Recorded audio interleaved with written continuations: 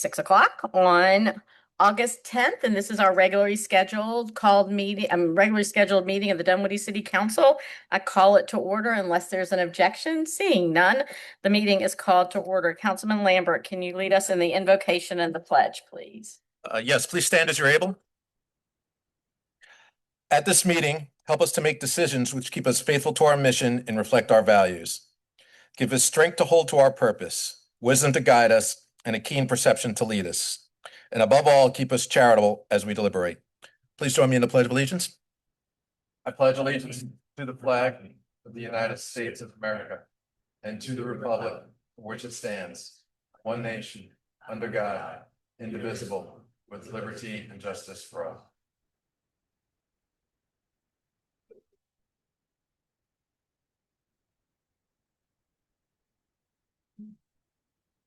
Chief, whenever you're ready, sir. Okay, good evening, Mayor and Council. It is my honor again to speak about our Employee of the Quarter and our Officer of the Quarter. First, I'm going to go ahead and start with the Employee of the Quarter. So if I could ask Public Safety Ambassador Julius Horn to please come up to the podium.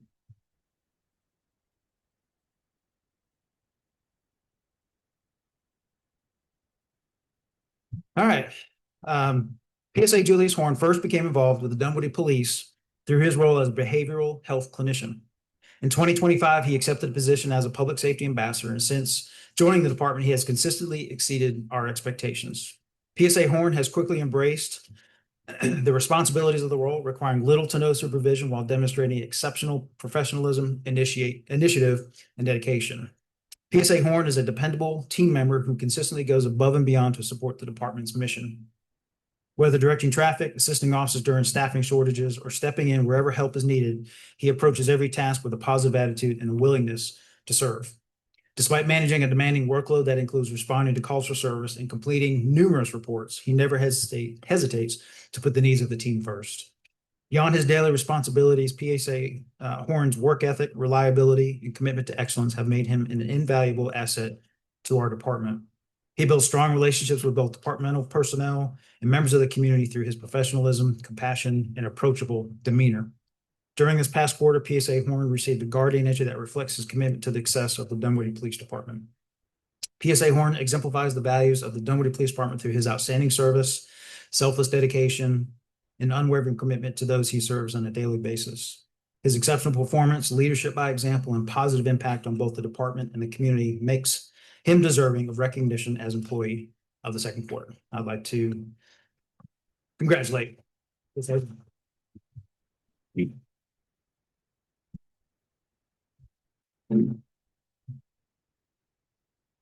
And at this time, I would like to call up the Dunwoody Police Foundation because we have a gift certificate as well.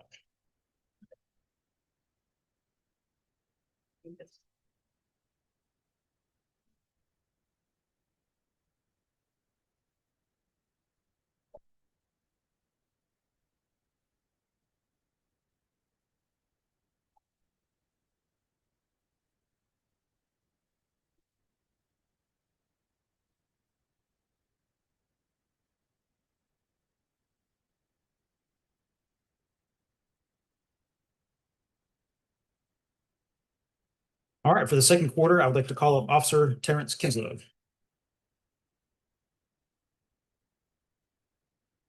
All right. Go ahead, Chief. Sorry. All right. Throughout this past quarter, Officer Terrence Kinslow has consistently demonstrated what it means to be an outstanding patrol officer. He is incredibly dependable, highly proactive on every single shift, and consistently handles his calls for service with the utmost professionalism. Officer Kinslow's positive attitude and willingness to go above and beyond have not gone unnoticed. He has been recognized by his immediate supervisors this past quarter, noting that Kinslow repeatedly volunteered for assignments and displayed a positive attitude while completing them. This kind of selfless initiative speaks volumes about his character and his commitment to the team. What further sets Officer Kinslow apart this past quarter is his exceptional application of defensive tactics. Officer Kinslow has attended several Gracie survival tactics training classes with department instructors. On multiple occasions, he has successfully utilized these specialized skills safely, take actively resistant offenders into custody. His quick thinking and proficient execution of these hands-on techniques have been instrumental in de-escalating volatile situations. By effectively managing these encounters, Officer Kinslow significantly reduced the potential for use of force escalation, minimizing the risk of injury to the offenders, himself, and his fellow officers at the scene. Officer Kinlow's dependability, proactive mindset, team-first attitude, and commitment to the safety of all individuals involved make him highly deserving of this recognition. I'd like to congratulate our Officer of the Second Quarter, Terrence Kinslow.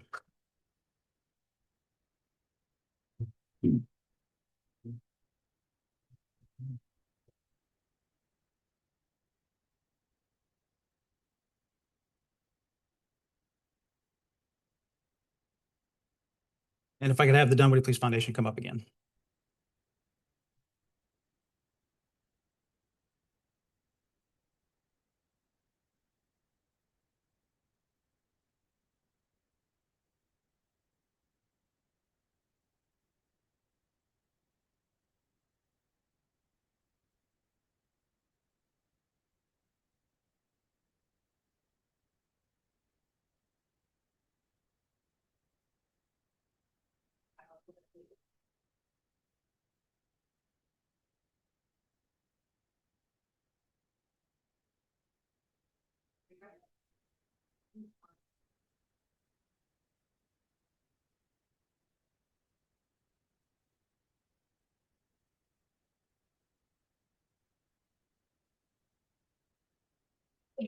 So before everyone disperses, first, to our Public Safety Ambassador Horn, you epitomize what we hoped that this program would lead to, and we are so grateful for your service before becoming an ambassador and now, and I know, and we know that you bring a wealth of experience to this position.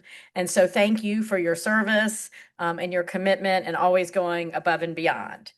And to Officer Kinslow, first to your beautiful family, we know that a sacrifice is made by the family of police officers on a daily basis. And we want you to know that we never take that for granted. And your beautiful children and partner, we are so grateful that you lend us your partner and your father to serve our community, and he serves them so well. I appreciate so much the extra training you do. I know that that benefits our community. I know that it benefits our department, and it helps keep everyone safe. And your service going above and beyond, again, we so appreciate. So congratulations to you both. We're very proud of you. And thank you for your service. And to your colleagues in the back of the room where it's a little dark back there, Jay, but I think there might be a light bulb out. But anyway, we so appreciate all your service. And our community is incredibly grateful for the work you do on a daily basis to keep us safe and to make our community simply the best city in the state of Georgia, if not the country. So thank you.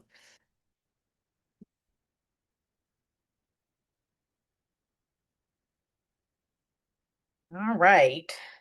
Public comments. There are comment cards in the back if you'd like to make a public comment. Each speaker will have 3 minutes for a total of 30 minutes. And we will start now with Maria Barnhart. If you'll approach the microphone, ma'am, introduce yourself for the record, and you'll have 3 minutes. Thank you so much. I appreciate the opportunity, Honorable Mayor and Councilmen and women. Thank you for the opportunity to speak. My name is Maria Barnhart, and my husband is here, Tony Barnhart. And one thing I wanted to say is we have 3 generations here in Dunwoody. My daughter and her husband chose their home in Dunwoody, and I have 2 delightful grandchildren in Dunwoody. So I am emphasizing that because of the family-friendly atmosphere that is present in Dunwoody. The purpose of my remarks are I want to share my position on the standalone vape shops in Dunwoody. I believe there should be zoning regulations that prohibit new standalone vape shops in Dunwoody. The city should adopt a citywide prohibition on standalone vape shops, preserve the Dunwoody's commercial districts, continue allowing the legal vaping products to be sold by grocery stores, pharmacies, convenience stores, and other retailers. Adopt a clear, consistent, and enforceable zoning policy. I believe it's important to prohibit standalone vape shops in Dunwoody. National surveys show that e-cigarettes remain the most commonly used tobacco products among middle and high school students. This should be considered in the determination about the standalone vape shops. I've already mentioned the 3 generations of families living here in Dunwoody. And one thing that my granddaughter shared with me recently, she said, Abba, that's my nickname. She said, I love Dunwoody because when I go to the grocery store, I see neighbors, classmates, and friends, and that makes feel like home. So I would like to say, keeping Dunwoody in the community atmosphere, the family-friendly atmosphere, would be helped if you prohibit the standalone vape shops. And don't forget, look at all the sports fields and soccer fields and parks that are packed in Dunwoody, and that further supports the family-friendly environment that we have in Dunwoody. Thank you. Thank you. Meredy Shortle, if you'll approach the microphone, ma'am, you'll have 3 minutes.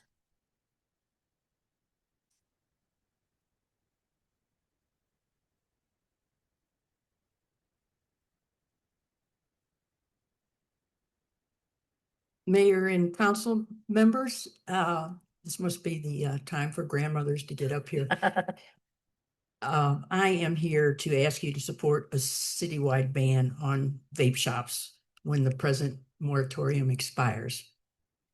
There are red flags all over this effort to make vaping easily acceptable to our citizens and especially the young people in our community. The fact that regulations on spacing and compromises are being floated by our city staff should tell you that standalone vape shops are not in keeping with the character and diversity of our community. A great deal of strategic planning and money has been spent through the years making Dunwoody a desirable place to live and raise a family. We should be in the business of helping our families, not hurting them. I'm sure you've done due diligence investigating the medical reasons for discouraging vaping. In a nutshell, vaping increases the risk of heart attack by 200% and the risk of stroke by 500%. Established medical literature and emerging studies also outline the strong associations and statistical links between vaping and hard substance use such as heroin and cocaine. Would you want your own family members to have easy access to these possible addictions? Vote to ban completely standalone vape shops, and in doing so, preserve the character of Dunwoody and the character of its commercial districts.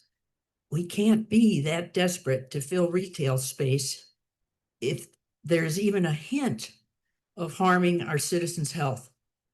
We are only 14 square miles, so regulations on spacing, etc., would present a challenge with an undesirable outcome. Recognize the red flags. Who would be policing these shops from selling more than just vaping flavors and paraphernalia? For a true picture of a standalone vape shop, head over to Roswell Road and see what they offer, what they can offer our citizens and their citizens. Please vote to ban completely all standalone vape shops in the city of Dunwoody. No regulations, no compromises. Do not spend any more time dealing with sleaze. There are too many positive ideas and projects to work on, more suited and deserving of our wonderful community. Thank you for all the work you've put in our city on our behalf, and thank you for this consideration tonight. My husband and we raised 3 boys here, and I'm so thankful that I didn't have a distraction like this when they were growing up. But we had a theory. You only get one chance to raise your kids. Thank you. Thanks. I might get this wrong. Janice Jenkins. If you'll approach the microphone, ma'am, introduce yourself for the record, and you'll have 3 minutes. Hi, and good evening, everybody. My name is Janice Jenkins. I'm the Activity Director at Berman Commons, a senior living community right on Womack Road. This is one of my assistants. And we're just here to kind of let everybody know about our community and a lot of programs and different things that we're doing there. And also to invite the community to come out to our National Assistant Living Week. We will be having a talent show. So a lot of our residents and staff would be performing in different things. And if anybody would like to be a judge at that time, that would be great. And I know this fall we do a Alzheimer's walk. We usually just go around the parking lot, but we would like to do more. So just wanted to introduce ourselves and say hi. And Berman Commons, we've been here for 10 years right off Womack. So just wanted to meet the community. Thank you. Thank you. And we appreciate you stopping by. Mary Kesey, you'll have approach the microphone, man, and you'll have 3 minutes.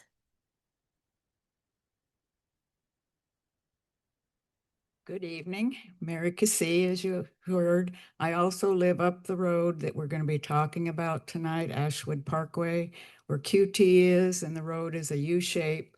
And we're in the Ashwood Westmount Apartments, and then next door is the Gramercy ones. And then that big glass building in the parking lots is where this is proposed, Ashwood Grove LLC, to build 122 homes. So we're just trying to think about what will happen during this process, of hauling out all that equipment.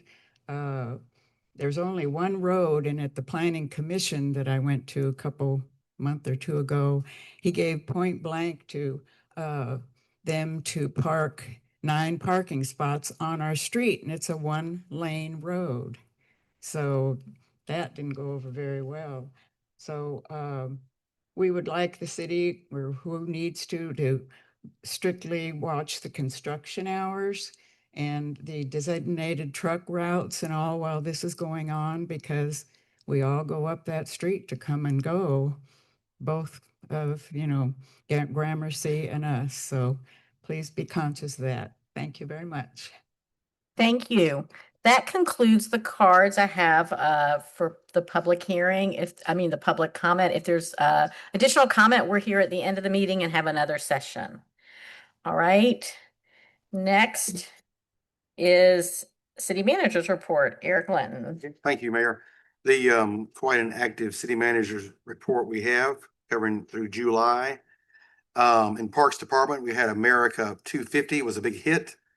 The staff planning to make this an annual patriotic concert in future years during the 4th of July weekend. We had about 1,300 visitors between 5 and 8 during that concert. So it was really, really cool to have that kind of turnout. The other thing we have too coming to the area is a life-size fiberglass cow.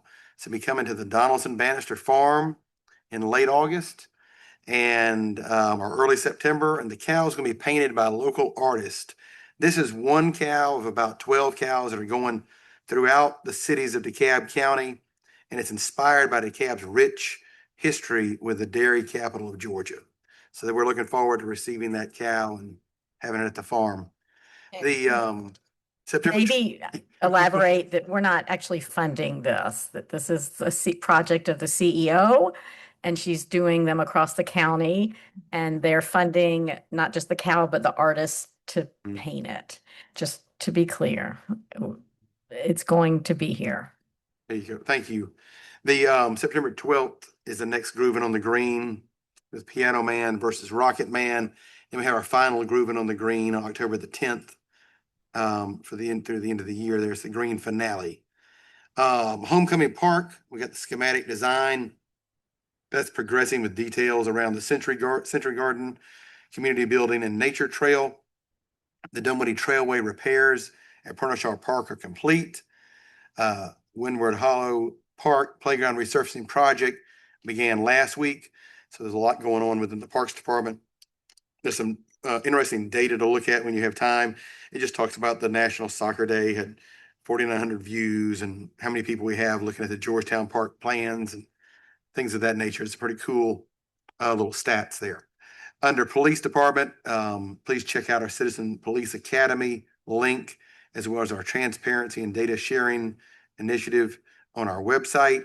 Last week, we had National Night Out at Brook Run Park. And on September the 8th, we have Coffee with a Cop at Nordstrom's from 8 to 10.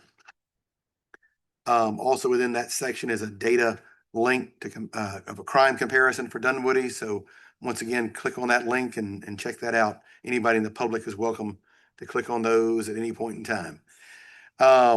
Public Works, Ridgeview Road sidewalk. The contractor completed grading and installation of 310 feet of curb this month. And the sidewalk installation is planned for later this month, followed by paving. Mount Vernon Path Phase 3 from Dunwoody Village to Vermac. Those plans are online for public comment through August 17th. We have also a lot going on in this along the Shanley-Dunwoody corridor with DeKalb County watershed water main replacement on Shanley-Dunwoody Road at Spalding. And between Redfield Road and Coronation Drive is all underway, wrapping up. They're doing the final pieces, as well as the waterline watershed replacement at Lockridge Forest beginning late August or September. So DeKalb, we've worked hard with them to get these water lines replaced. It's been a group effort. I know the council's proud of it. They've made a lot of phone calls to the commissioners to get these projects finished, and they're underway. The Old Springhouse Path is in the final completion, is expected this month, pending removal of the old utility poles by Georgia Power. We're also now paving in Dunwoody Station neighborhood. And then the Mount Vernon at Tilly Mill water main replacement is expected to go to the Board of Commissioners for funding approval on the 25th of this month. Communications, our team was named a finalist for the 3 CMA Savvy Awards for resident engagement for Dunwoody 101 All Aboard. So I want to thank the staff working hard on that and appreciate the council funding that program and allowing us to share what the city does with the residents. The other thing they do, and in your packet, there are a couple of really cool graphics. That department puts out a ton of graphics for us and makes the rest of the city look great, but enjoy those graphics when you have time and look at those as well. Also the stories for July 2026, many press releases were put out, as well as videos and other things from that department. Community development, we had our new Kroger store, where the old Walmart was. That went to council back at the end of last month. Tonight, we have a zoning for 122 attached homes at 1200 and 1240 Ashwood Parkway. Coming up tonight, I think that's shortly after my presentation. And on August the 20th is our next Development Authority meeting. The Audit Committee met today in Finance, and we had a full participation there from that group. We talked to many topics to go over. Our internal auditor comes in and briefs the Audit Committee along with staff to make sure everything's going well within the city. Under the Q2 ARPA report to the U.S. Treasury, that was completed at the end of July, and the city has spent all ARPA proceeds, so there's no activity to report. So that's great news there. Also, May 2026, the monthly financial update report was published at the finance webpage, as well as the ARPA and CARES web pages that were updated through the end of May. So you have all those pages available. Our technology department, look over those numbers when you have time. Very busy keeping the backbone of the city operational from an IT standpoint. Municipal court, we had 825 citations were filed. We disposed of 636 cases and reset 39 cases. We had 2 new judges appointed last month. Also, we have our chief judge has been appointed, and 1 other judge was appointed for another term. So that's our new slate of judges for the next term. And so that was a great at the last meeting to have all of them here. Final note is the city has filled one more police officer position and 2 public safety ambassadors positions. So we're closing the gap, knock on wood, that continues of keeping our officers and the city safe. Anyway, that concludes my report, Mayor. The staff is here as well as I am to answer any questions. Thank you. Does anybody have questions? Rob? Not a question, but a comment. You had just mentioned the transparency and data sharing page for the police department. I very much appreciate that that's been expanded. I have shared that link with 2 people in the past week alone. So I think it's important to have all that on the web and available for people to see exactly what our officers do. And then the other thing that I've also shared a couple of times in the past week, you kind of glossed over the crime stats, but if you look at property crime and violent crime in the city, it has dropped steadily over the last couple of years. 11.5% and 13% down for property crime. And then 31 and 21% down for violent crime from 24 to 25 and then 25 so far in 26. So good things from the police department is what I'm taking away from that. So thank you. Thank you. Stacy? And this is actually a question for Michael Smith, and I might just be remembering this wrong. We're paving Lockridge Forest, right? Gotta get there. Okay, so I just wondered with the coordination, because I noticed it was on the list for the DeKalb County watershed too. Yeah, the good question. I think that's why I put it in there. So after we brought that to council to pave Lockridge Forest, we got the notice from DeKalb that they wanted to replace the water mains in the area. So they're going to be starting that this month or next month. So it'll probably now be next spring before we can pave because we're going to wait for them to finish this. I think they said it's going to take about 6 months. So are you going to come back to us with additional streets somewhere else, or are we just going to carry? We can. Hadn't really gotten that far, but. And then my next question was with the Mount Vernon water main replacement vote with the DeKalb County Council Commissioners, how do we have an inclination of how that's looking? I mean, it should be. I mean, the staff has been working on it. It should just be they just have to vote. But I mean, it doesn't hurt to reach out possibly and say, we really need to get this going. Thank you. Joe? Eric and Michael, just thank you guys for working on that Ridgeview Road. I know that was one of those roads that was legacy and it was it wasn't standard. It was narrow at the end, right? And it's kind of had that. So I'm glad that we're doing that. I'm glad that we're making it safer for pedestrians there to put in that sidewalk because it was a blind turn. And I think I met with those people during COVID when I was first on council. So thank you for doing that. And then just one little side comment. I just happened to be driving around at night at the corner of Womack and Vermac. And if you look over at the lovely mosaic that was in place a short years ago, it is now illuminated at night. And I just think that, and it looks so beautiful. So I'm just showing off there, and thank you. Anybody else? Thank you. Thank you. And just remember the cow we're responsible for escorting it to life, but DeKalb County is funding it. So thank you. Eight.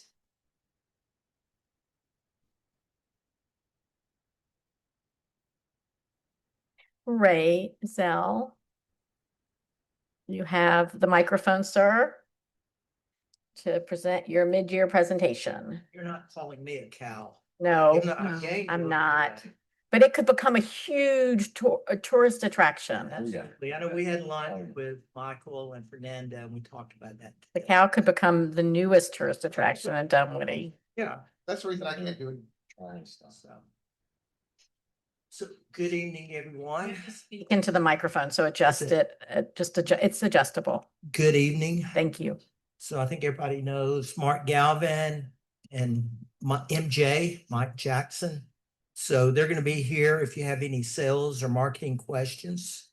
So with the mid-year review, our demand was above budget by 3,364 room nights. So good mid-year report. We were almost 400,000 above budget at the end of June from our room revenue for our hotels. So as we look again, you know, we always talk about how are we doing compared to other metro Atlanta submarkets. So we're still third in occupancy, third in ADR, average daily rate, and third in RevPAR, which is revenue per available room. So the ADR and the RevPAR, we're only behind downtown and Buckhead. So look at this. We plugged in the numbers through tourism economics. The economic impact calculator shows you 275,000 rooms were sold midway through the year, just under $40 million in hotel room revenue, which basically comes out to a total economic impact of $270 million in economic impact. So those numbers came from tourism economics. I'm going to go through a lot of this real quick, knowing that there's going to be a lot of questions. Again, tourism generated 13.6 million in tax revenue, according to tourism economics, and supported approximately 1,764 annual full-time equivalent jobs. Going to the bottom, tourism is an economic engine, and we're very focused on making sure that we're driving economic impact to the region. When you look at how are we doing our P&L, so you can look through here. So revenue-wise, our budget revenue was above budget by $8,000. We spent, I think what I said here, the expenditure was down 3,200. So from a net operating expense, we're $11,000 better than budget. So we did end June in good shape financially. Where do we spend that money from? You can see 33% is personnel, 29% marketing, 24% administration, and then 14% sales. With the personnel, that's just the salaries, benefits, insurance, but our team is actually going out there, writing blogs, creating content. MJ and Treasure are out there selling. Sales is all about direct sales efforts.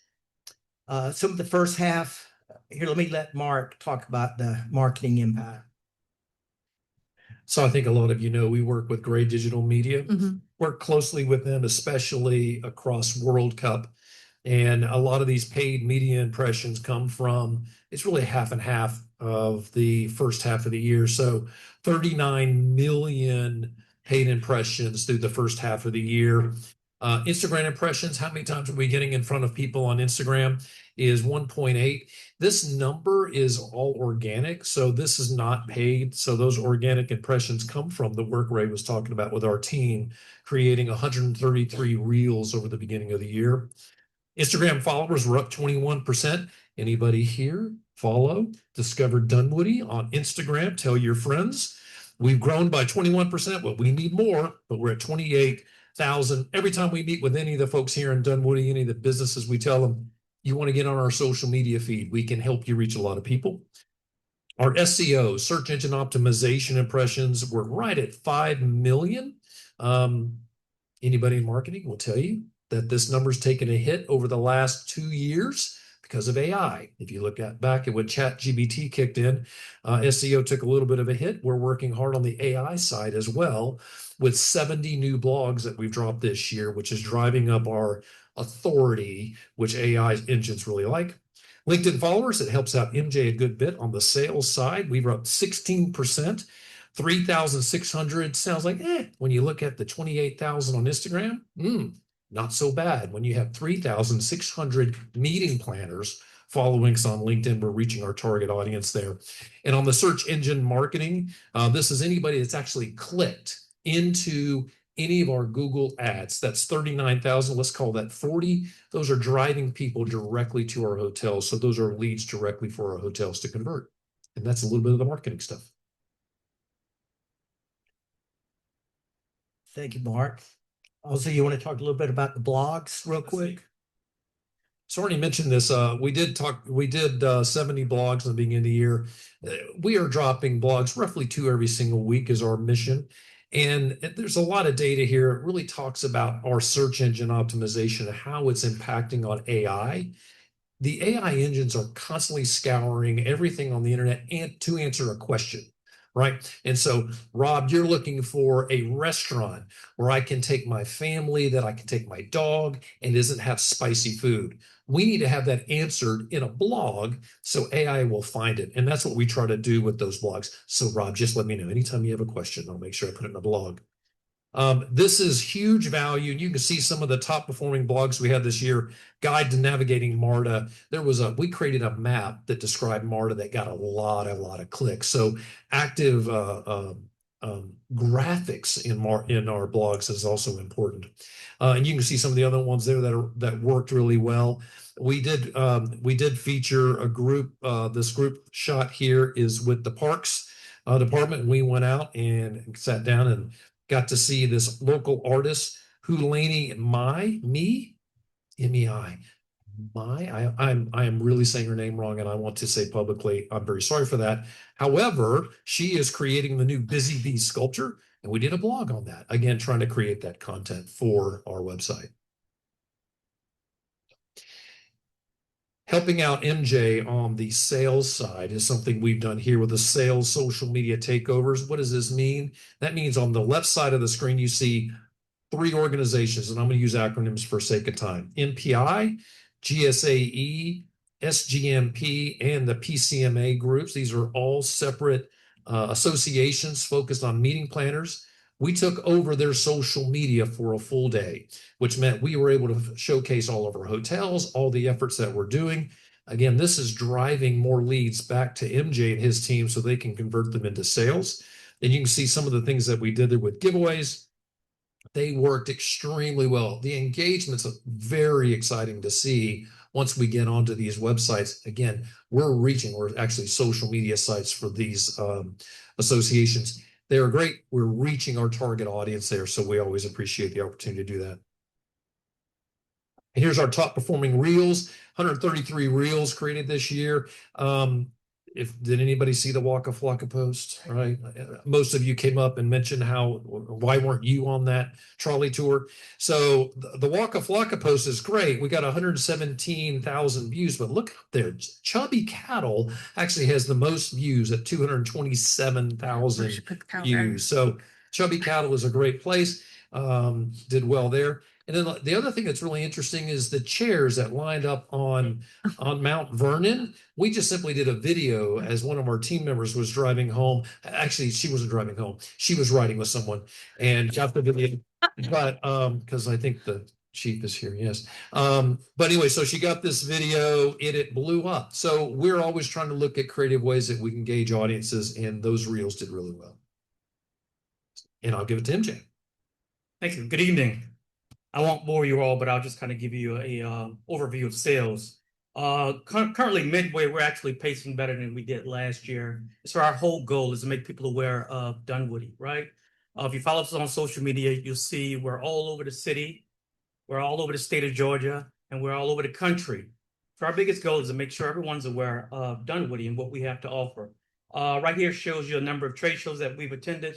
RCMA, Religious Conference Management Association, Georgia Society of Association Executives. So it just kind of gives you a bird's eye view of some of the places we've been to talk about Dunwoody. Some of the trade shows we've attended, our group booking, as I mentioned earlier, we're actually pacing ahead where we were last year at this time. So the momentum is there. Again, if you follow us on social media, you'll see the sales team, myself and Treasurer Wilson, out and about talking about Dunwoody to corporate business, association business, religious business, anyone who's looking to plan business that are looking to be in our hotels. This next slide kind of shows you where we stand in the industry. As a leader, not only in the industry, but locally with respect to a number of those associations Mark mentioned, PCMA, SGMP, GSAE, myself and Treasurer Wilson, Senior Sales Manager, we're making sure we're involved in the community and these organizations. So as we're talking about strategic events, we're talking about Dunwoody to make sure people are aware. Our strategic partnership with these organizations gives us an opportunity to be inside of the organization, to talk more about what we have to offer. And at the end of the day, it's the value that we bring when we bring the city, these meetings to Dunwoody. It drives the economic impact. One slide I wanted to share on there, you have it in your packet, are some of the new meetings. So our goal is to not only bring new business to Dunwoody, but make sure those businesses are repeat business, right? Give the customer something to come back for. And that's what we're doing. We'll continue to do that. And with the help of our marketing team, the council, the mayor, with welcome letters and other things, it helped us to bring attention, bring awareness to the city of Dunwoody. And we're happy to do that. All right, thank you. Any questions? I'm sure we kind of blew through that real quick as per Jay's instructions. Thank you, Jay. It was a great report. Any questions, Joe? Hey, Ray, thank you for the presentation. I'm going to take you up on your offer for the meeting, because you're going one-on-one, so I apologize I haven't gotten back to you on it. Because I'd really, I don't know if you can go back to a slide that has the buckets of your expenditures. Maybe you can kind of dumb it down for me so I understand like the difference between marketing and sales, because I think there's a gray area and I'm not sure a little bit of difference of what is because I thought it's all marketing. Isn't it all marketing? I guess driving sales. So Yeah, so sales is the cost to go to the trade shows, the travel costs. A big portion of the sales is the incentive rebate that we offer to the hotels if they're shifting business that's not in Dunwoody to meet in Dunwoody. So that's probably, and I think I have it in the long form presentation. I think it's probably 54% of the sales expenses were from the rebate incentive program to get folks coming. Marketing is, everything else. Some of the marketing platforms, all the SEO, SEMs, you have to, the SEM, you have to, in order to compete with the online travel agents, the Booking.com, the Expedia, the Travelocity, you have to sponsor the post to be on the first page if you search hotels in Dunwoody.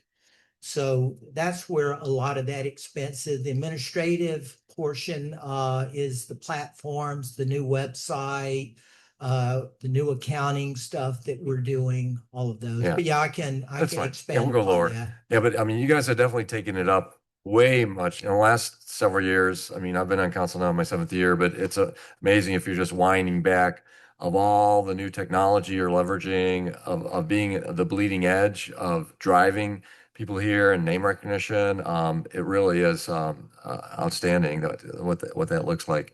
I would, when we sit down one-on-one potential, later on tonight, we have a section on our item about sponsorships.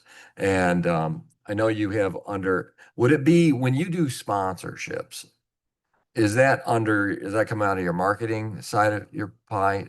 It either comes out of it comes out of all three sides, but most of them would be marketing if it's marketing sponsorships. And I appreciate you being a partner with Create Dunwoody, right? So it's a joint partnership of funding that, but we know that's only one person's, Rosemary, right? So if she goes away, I asked her, what's her succession plan?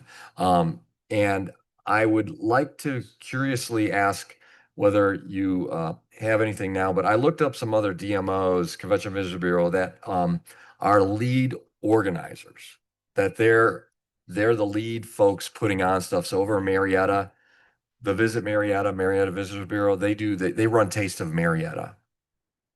I know there's been talks about doing a Taste of Dunwoody here. Have we had anything going on with that from initiative of a Taste of Dunwoody? Yeah, it's more with the chamber that we're working with. You want to expand upon that? Yeah, so there were 3 groups that were coming about to talk about the Taste of Dunwoody because that was a chamber initiative. We were working with Create Dunwoody. Rosemary was at the table. We were there. And quite frankly, there was a group in Dunwoody up in the village that they weren't interested in it. So what we decided to do is take a step back and make sure we get interest from our restaurateurs to participate, because we're really interested in highlighting the restaurants that are in Dunwoody. That was our initial focus. We could absolutely bring in a lot of restaurants from outside of Dunwoody to participate. And yeah, exactly. We much rather focus on our local businesses first, and we need to make sure they're interested. Right. Obviously, it has to be a willing 100%. partnership. Of course, you can't just do it but I do know like Roswell, the Visit Roswell, Gwinnett, Explore Gwinnett, Decatur Tourism, they're out there running restaurant weeks and actually, but so anyway, I look forward to having a one-on-one with you all. We're talking about sponsorships later. Maybe we can do a yes and, right? About if there's some yes and how we can partnership on a couple of other key long-term, decades-long events in Dunwoody to keep Yeah. that moving And forward. again, keep in mind when some of the others like Explore Gwinnett gets the TCT portion, Tourism Convention Trade Show portion, with some municipalities, they're managing the TPD, Tourism Product Development, or even the general fund, the 3% general funds that does that. So the TCT portion is restricted on marketing sponsorships versus where some of the others are not. And I had a conversation with Lisa with Explore Gwinnett, so she verified some of that information. Thank you. Anybody else? I just have, Stacey, go ahead. World Cup. Yeah. What did it actually end up looking like? So we had a great June, the best June ever. We were at a hotel data conference last week.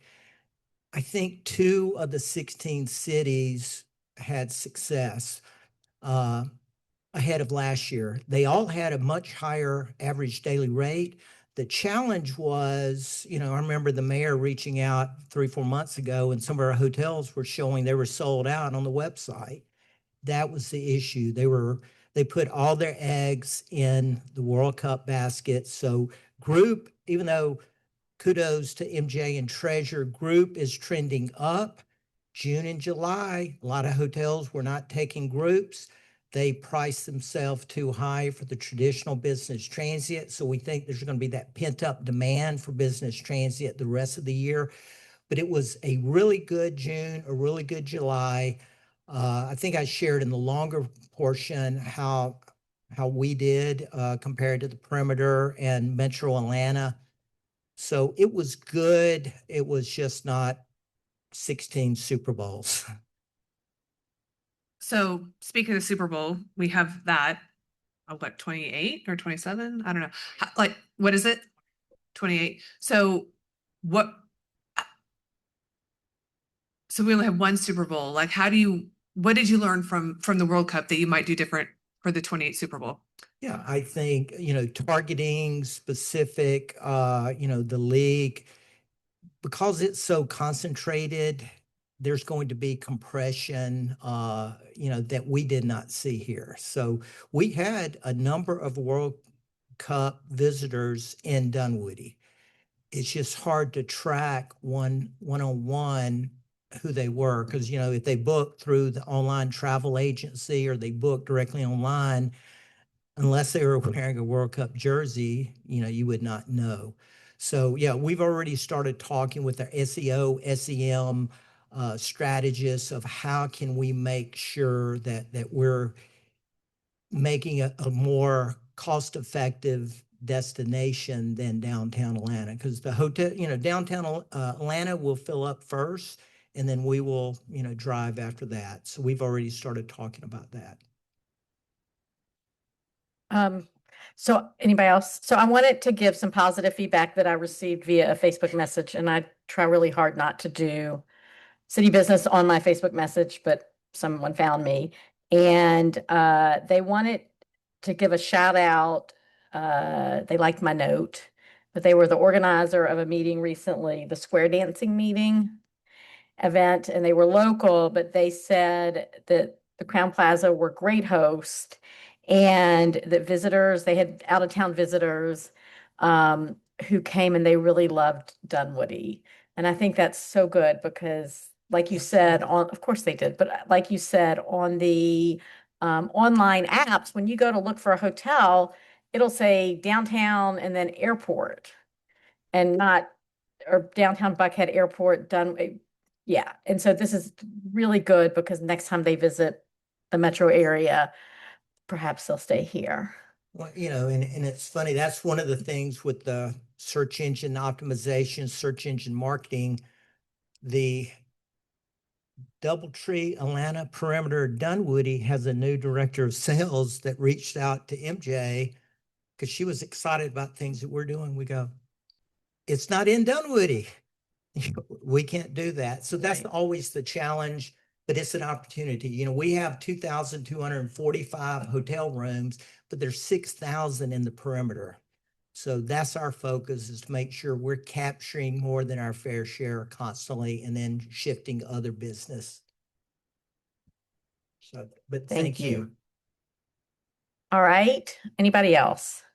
Thank you for your outstanding work in this report with the charts and the numbers, and the economic impact is really helpful to tell a story. So thank you. And it's a Thank good you all. story. Thank you all for your support. So we're very lucky. Okay, thank you.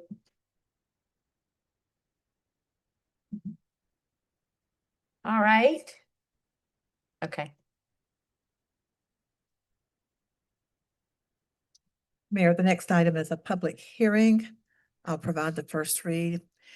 An ordinance to amend the city of Dunwoody zoning classification and map of lot parcel number 18,349,01039, lot parcel number 18,349,01038, and lot parcel number 18,350,04002 in consideration of zoning case RZ 2605 for 1200 Ashford Parkway, 1240 Ashford Parkway, and 4754 Ashford Dunwoody Road from OI Office Institution District Zoning Classification to PD Plan Development District.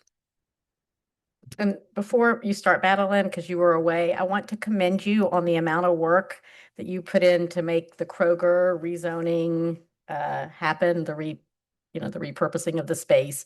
Nice job. Thank you. Now you may start with this presentation. Good evening, Mayor and City Council.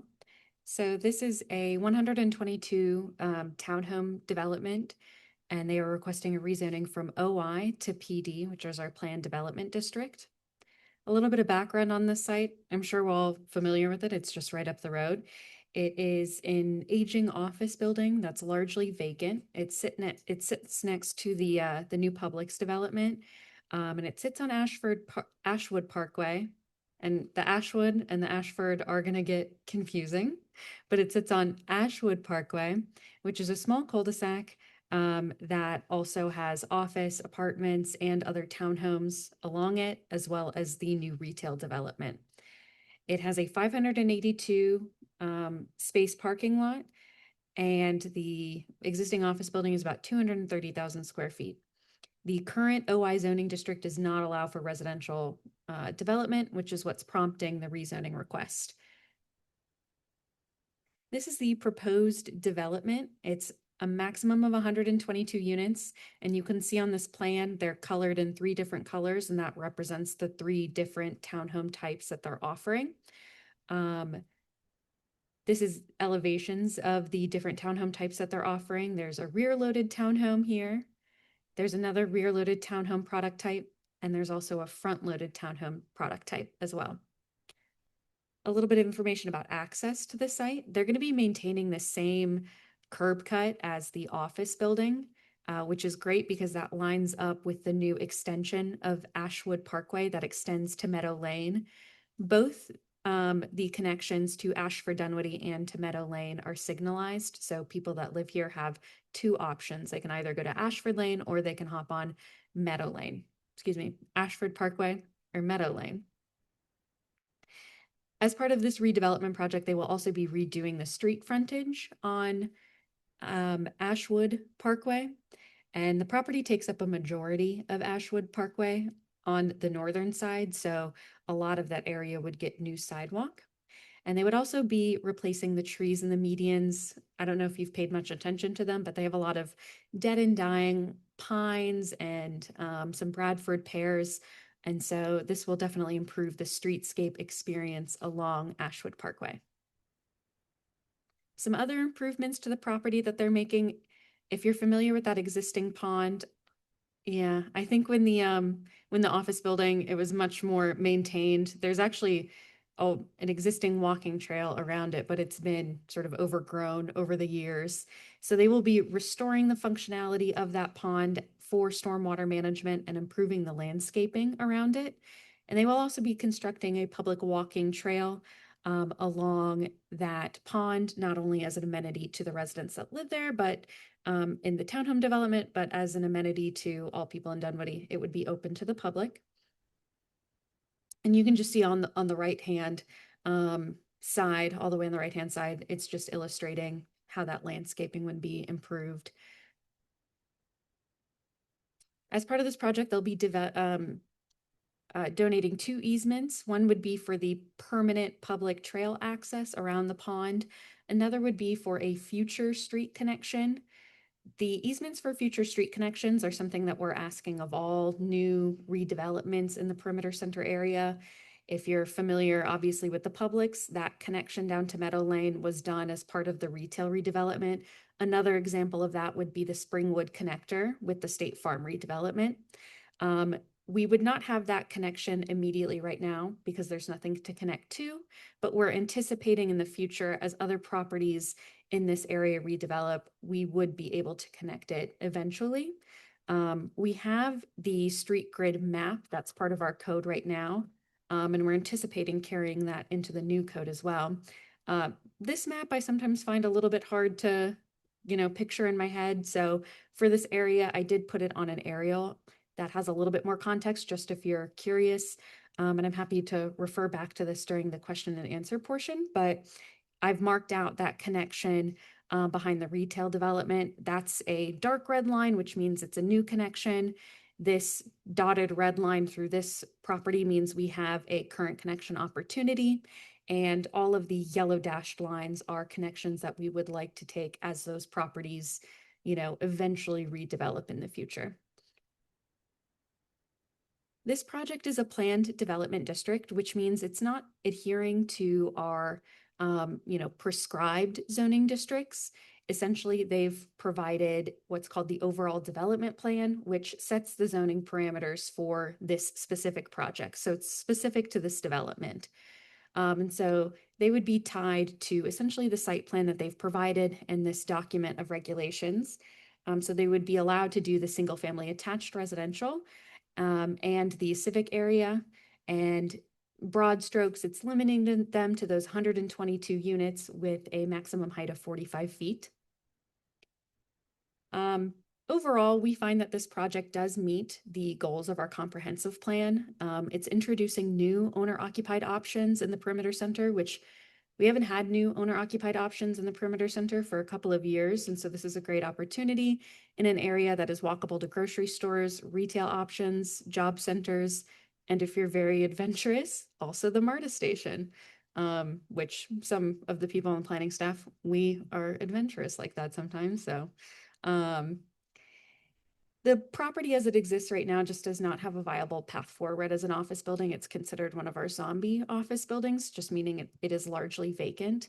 If you've seen the parking lot there, there's hardly anyone ever there. But overall, we find it aligns with the perimeter center transition zone, which calls specifically for this type of housing development. Our comprehensive plan also encourages redevelopment and encourages the construction of new housing products and also functional green spaces that manage stormwater, all of which this development encompasses. And we find it appropriate for the scale and type of development that is along Ashwood Parkway, which includes other townhomes, apartments, retail, and office. The Planning Commission meeting was held last month and they unanimously recommended approval.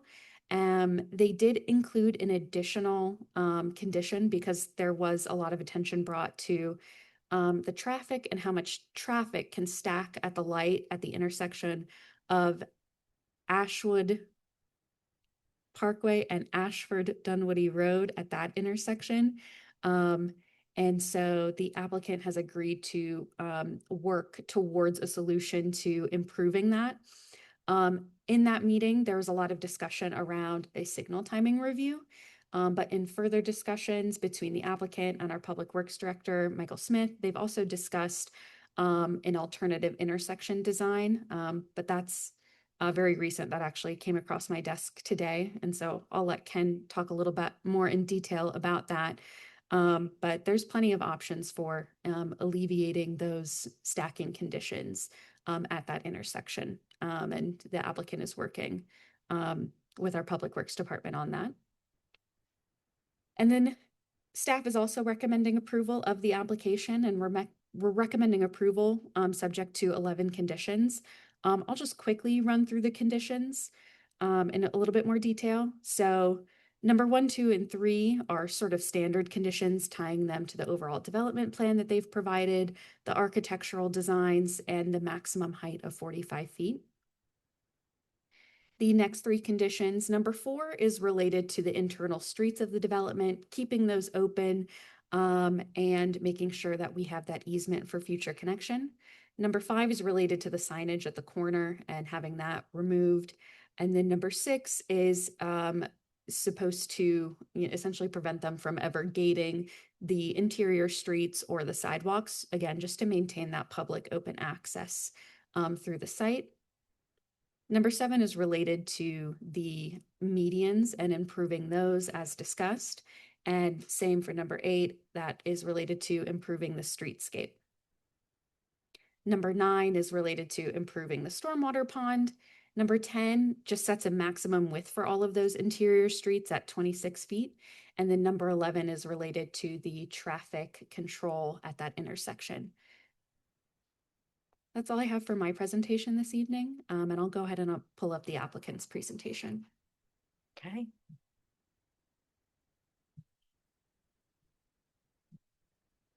Thank you. Next.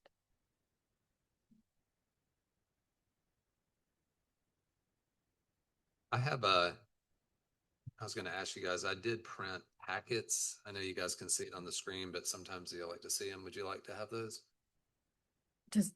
Just give them to Sharon and people can grab them if they want. Council, you can get up and grab it if you need. If you'll make sure you introduce yourself for the record, please. Yes, Kenneth Wood, 350 Research Court, Peachtree Corners, Georgia. So I'm very excited about this project. It's been a long time coming. I've probably gone over this, I don't know, I feel like for the past year and a half and some different iterations of the project. It originally started out as, let me make sure I got this. Okay, there we go. Originally started out, it was a little bit smaller units, more units.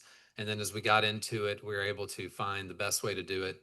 Ashton Woods is the builder, if you're familiar with ARIA over in Sandy Springs by Mercedes. Really excited for them to come in. They've done a lot in Brookhaven, Alpharetta, and time for them to come into to Dunwoody and build a really great product. So what they've looked at is 3 different products. I'll talk you guys through that and how they set up for this site and why it really fits in with this. So the site sits up, you can kind of see on the aerial how it sits in, and everybody's familiar with it. And we did have a good bit of dialogue about traffic, and I'll go over some solutions. We talked about that, and we've been able to really solve that in the time we had.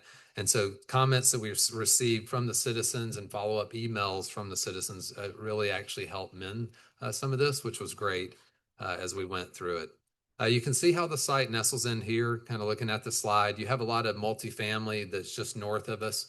We have made contact now with them, and I'll talk about that and a really exciting potential future trail we're really trying to work out. You also have the townhomes to the left. The second phase of Gramercy was actually constructed by Ashton Woods. The first phase was more of kind of the condo style. They're a little bit taller that you see that back up to us. And then you have the office. But right in that area, you have an Ashwood condominium association, basically an HOA or I guess a POA, as you kind of see it there. And they oversee the lake and some of the roads. And then you have that's combined with literally the hotel, the office, the apartments, Gramercy, this office building as you kind of go through there. As we started looking at the comp plan and looking at the building itself, the owners of the building are here as well. And they've definitely done, a lot of different things to try to rent it. But when you get inside of it, if you've ever kind of been in there, it's really hard to demise. And it's just kind of one of those strange ones, kind of looks like a spaceship from an aerial view. And it's really hard to kind of create into the spaces which people are looking at today. I know we own our own office buildings. We've been having to demise them into kind of smaller spaces to get it to move. But it's reached its time. It's a lot of impervious area, and also the lake and the trail and just the beautification that can be there really makes a lot of sense for this more residential project. For all the comp plans, the perimeter center, looking at the transition uses, it all really fits as staff mentioned.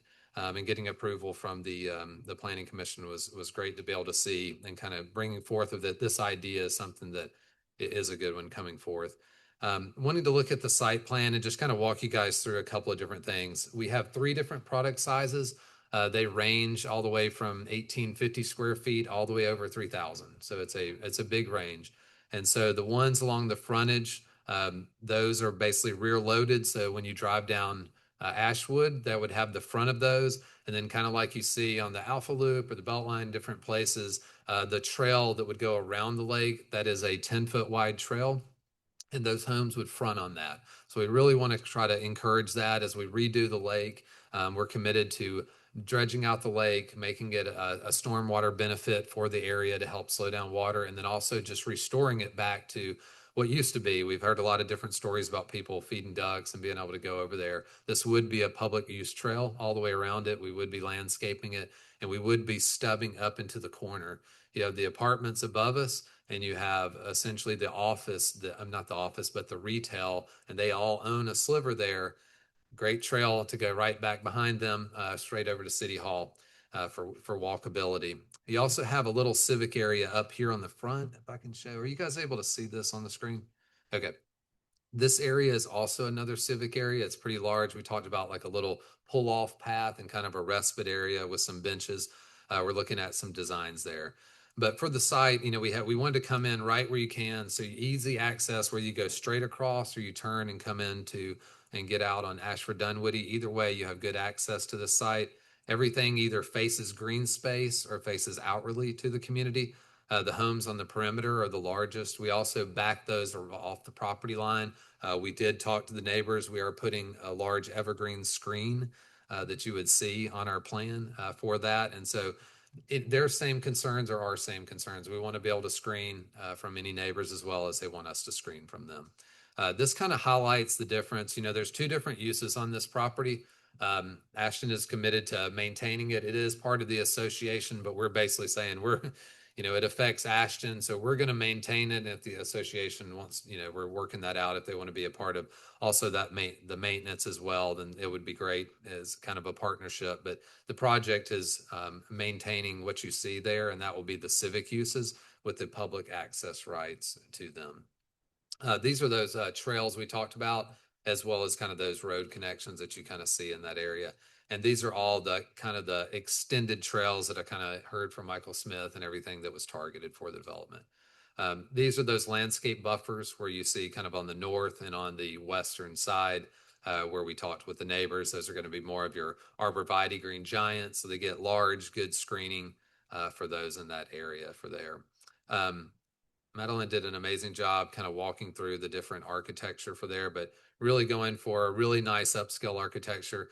I'm excited to see, and working on a lot of different urban projects. This is a really cool one to me because it's, it's true walkability. You literally can walk out of your house and go across the street. And if you're going to Publix, growing a snack at literally Quick Trip, or you want to go down and eat breakfast, so you really have all your options right there for doing it. But these are just some images. The houses aren't quite the images. They don't show all the brick, but we're really trying to emphasize, kind of coming around the lake, restoring the lake, having volume there, and then having the trail all the way around for people to use. We think it's honestly probably the largest green destination that I could think of in terms of like just something where it's just organic like that. So it's really exciting. One of the last things I kind of wanted to bring up in this is we did get some comments at the Planning Commission, and they were almost all associated with the traffic. So we've already gone out there and studied that. As soon as school got back in, we were able to get some counts, and we did set up a camera. And what we did notice is that what they were talking about was accurate, that there is a kind of a limited stacking lane on the left, and it's really mostly from the in and out of Quick Trip, right? Quick Trip, right? That wasn't intentional, but the in and out of there and how fast that happens. And so what we've been able to come up with, and we were showing Michael and Richard on this, but we can cut in a new lane. One of the issues is if you go out there, the intersection across the street is actually offset. And it makes that left a little bit like, you going type of thing. And so really what we're trying to do is we found a way to take out that island, move a lane over and re-offset it. We've also talked about taking out the other, oh my gosh, I'm so sorry. We've also looked at making this where this comes in a little more for the, still work for the trucks, but a shorter walk for the pedestrians. But we're excited to say this doubles basically the stacking. It also sets up, Michael and his group is working with called GDOT Ops on the optimization for all of Ashford Dunwoody, and we would submit our report, or we already have submitted our report, and that would go into the study too. But these improvements would be part of our project. We would put these in, and they're pretty massive. So we're seeing like I never want to say the numbers in traffic, but they're seeing a pretty staggering benefit to this with the time you would sit there on that. So that was very exciting and I've already emailed some of the neighbors that came out, and they were the ones that alerted us to it. So I was grateful for that. But like I said, very excited for this project, the walkability and where it is, Ashton being an amazing builder. And I can take any questions if you guys have any. Oops. Okay, but first we have to do the public hearing. Okay.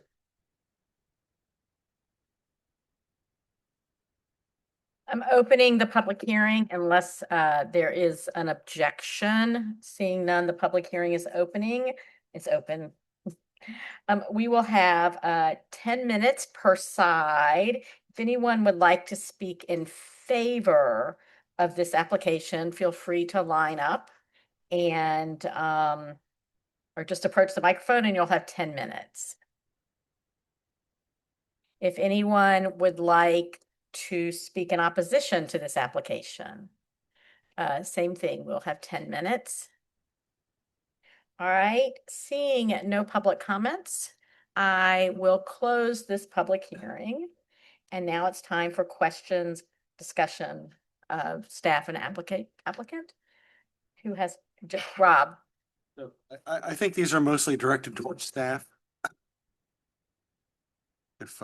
So my first question, it sounds like I may already know the answer based on the applicant presentation, but 7 people speaking in opposition is a pretty big number for a planning commission meeting. If you could just summarize what their concerns were, just so we're aware. Yeah, so at the planning commission meeting, a lot of it did, as Ken said, it centered around the traffic stacking for making left turns onto Ashford Dunwoody Road. That was a significant concern for residents. I think it's just like a newer condition there with the retail development. And then also a lot of comments regarding the HOA maintenance and the maintenance along the street and of that pond, and a lot of other kind of HOA concerns as well. But it seems like Ken has talked that out with the neighbors regarding that. It's just a little complicated because there's so many different owners and users over there in that larger HOA. But I would say those were the main elements of the public comment at the last meeting. Okay, and then we also had a comment at the beginning of the meeting tonight, raising some concerns. It sounds more like with the implementation, should this move forward. If you could, I guess, maybe touch on, she referenced street parking and concerns about traffic, since that's the only road that serves a number of different areas back there. I guess just maybe explain maybe a little bit more about what's going on with that. Mm-hmm. So if this project were approved, they would move into the construction phase. They would first get a land disturbance permit. As part of the land disturbance permit phase, we review their construction entrances and all of their erosion control. The construction hours are dictated and controlled by our noise ordinance. And so I can't quote the exact hours off the top of my head, but those items are controlled by the code. Is there a possibility of construction parking on that road then, or is parking allowed on the road right now? Or I guess I'm just, that seemed to me to be the big concern, and I'm just curious. It turns out that there is parking on that road. A lot of the residents of the adjoining property park there. We learned that at the planning commission meeting. So the reason they're striping them is there's plenty of width, but we just want to partition those spaces so that it's clear that what is for parking and what the drive aisle is separate. Okay. All right. I guess another question I had, and this maybe is more for the applicant. Something we hear a lot in Dunwoody is a desire for empty nesters to have a space to go. And I was just wondering if there were any, I guess, senior friendly design features on this. Elevators get mentioned for people that maybe have mobility issues, or are you planning to incorporate anything like that into any of these units? Sure. So all of the larger units have a pretty large bedroom on the bottom. They're almost 62 feet deep. And so there is a bedroom on the bottom floor. They just don't call it a master because of that being behind the garage. It's more, I guess you could say, luxurious marketing wise on the other, but there is a bedroom down there. They have been looking into the elevator things. There seems to be some law that they're still trying to get their heads around. Ashton is here tonight. They could probably describe that a little bit more, but we were alerted to that as something, that they were interested in, but they haven't been able to commit to that because of whatever is happening about if you do this one on this one, it has to be the entire building and whether that's. Yeah, could we get an explanation of that? Because they built them at Aria. So I'd like to understand. Sorry to interrupt, Rob. I think there was it's something that changed from. There's Joe. Sorry. Okay. So good evening. Joe Ingram, Ashton Woods Homes, 3820 Mansell Road, Alpharetta, Georgia, 30022. So yes, you are correct. We did initially offer elevator options in ARIA and did in developments that we did in Brookhaven. However, and I don't know that anything has necessarily changed as far as the FHA accessibility rules are concerned. But, and bear with me because this is pretty convoluted, townhomes do not fall under the FHA accessibility requirements if they are multi-level townhomes. The one thing that does change that, though, is if you were to even add what could be considered a stacked shaft for someone to add their own elevator at a later date, if that townhome building is made up of 4 or more townhome units, then that whole building is then required to be FHA accessible. At least that is my understanding from our council. And as far as, there are certainly folks who don't want the maintenance of elevators. There are folks who don't want the cost of elevators. But what that's basically stating is if we put even one elevator in, we are then required to do it for the entirety of the building. So we would love to, again, offer that option in the future, but as far as what we are being advised from our attorneys at this point, we are just having to keep a pin in that until we get additional clarity as to the legal implications of that. So we have a couple of weeks till this comes to a vote. No, I'm not joking. This is pretty significant. We have not approved a townhome development without the ability to put an elevator in since I have been on council. So let's see if we can figure this out, because that's what there's a demand. I understand what you're saying, but maybe you have to do 4 out of 122 or something. But in every situation where we have allowed these or required these as an option, they have been highly marketable. In some cases, they sell out first.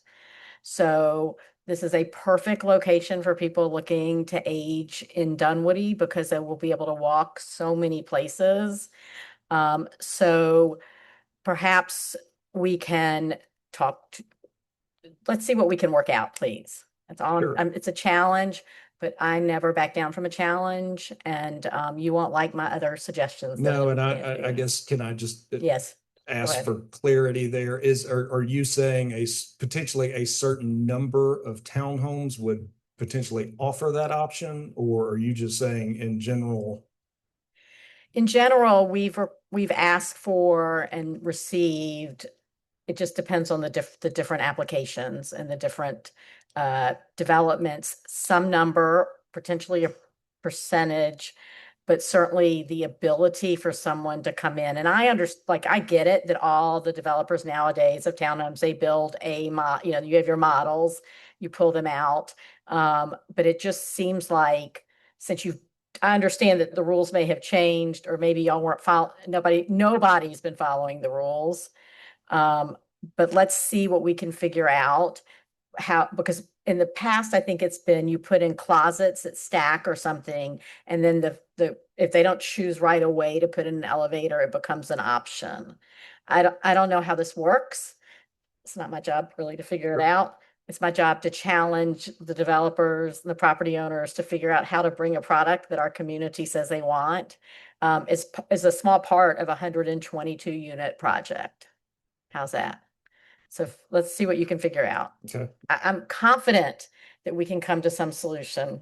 So I didn't mean to cut you off, Rob. Sorry. Thank you. Thank you. Okay, who else? I'm sure other people. John. Thank you. I think I'll start with Madeline, if you may. We received an email. The matter in front of us tonight is for a plan development. And the email that came to us suggested that it's inappropriate for a plan development, that it should have been something else. And I'm looking at section 2787 for the objectives for a plan development. Can you explain to me why a plan development was initiated, and is it appropriate? Yeah, the planned development district, any zoning application we get, we don't decide the zoning district. It is the one that the applicant requested as a planned development district. It's the opinion of staff that a planned development district here does make sense. We don't necessarily, unfortunately, in our current code have a great zoning district for townhomes, especially for townhomes of this scale. And so the PD district is a good solution for that. It also allows them to be creative with the design of the townhome community, and to be able to, design it, according to, what they've presented here. Additionally, the only requirement for a PD district is for them to be able to meet the minimum acreage size. That's the only true requirement for the district. And they do meet the minimum acreage size. What about the 8 numbers through that? I mean, you do a plan development to provide for development concepts not otherwise allowed. Yeah. There's a bunch of criteria, and I'm trying to show me which one of these 8 allows for this project to be a plan development versus just a regular rezoning into townhomes. Yeah, so we do have other zoning districts. I mean, this is in the perimeter center district. To me, the good thing about a plan development district is rather than for a townhome district of this size in a PC district, like I said, it's not really attuned to townhomes. We actually had a townhome district. They eventually withdrew their application. I don't think it came before you all, but they attempted to do a perimeter center zoning district, and it involved a lot of complicated variances, and it affected their design, I think, in a way that ultimately was detrimental to the design of the product. Like I said, just unfortunately, those perimeter center districts don't necessarily account well for the style of development. And so the planned development district allows us to look at this project and say, is this good? Is the design good? Does this benefit the community? Does it work in the area without having to deal with minutia of finished floor elevation complications? And is this, facing the right streets, et cetera? And allows you all to focus on what's actually important about the development. Is it a good product for Dunwoody? And how does it benefit the public? I guess I'm looking at it from if it was a regular development, it would be variances that would have to come in front of us. And we are wiping away those variances by making it a planned development. What variances would this development have needed to have this plan in front of us? Can we get an idea of what we are allowing variance wise without talking about them in the document? Yeah, I can't speak to specifics because we didn't review it. We reviewed it based on the planned development district standards. And it is the opinion of staff that it does meet those, criteria.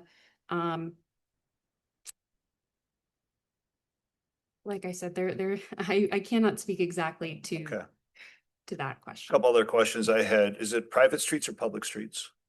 So it's private streets built to public standards, and they will have access for the public with the easement and access to the public around the pond.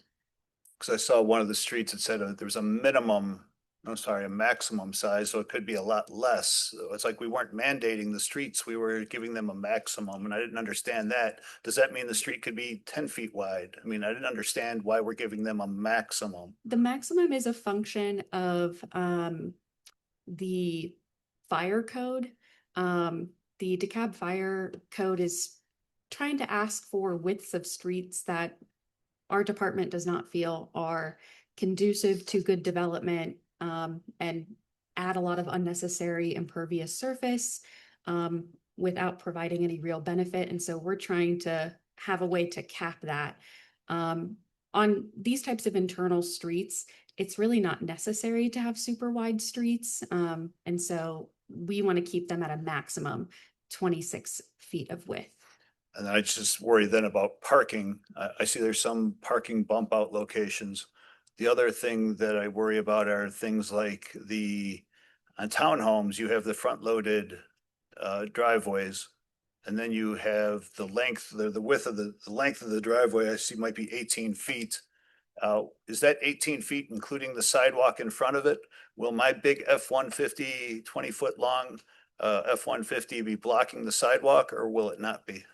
The reason we've required a minimum driveway length of 18 feet to make sure they aren't bumping out into, the right of way, sidewalks, or streets. We want to make sure that doesn't happen. And so they can either do a driveway that is, I believe, 6 feet in length, which means you really can't park anything there, or it has to be over 18 feet in length in order to accommodate driveway parking.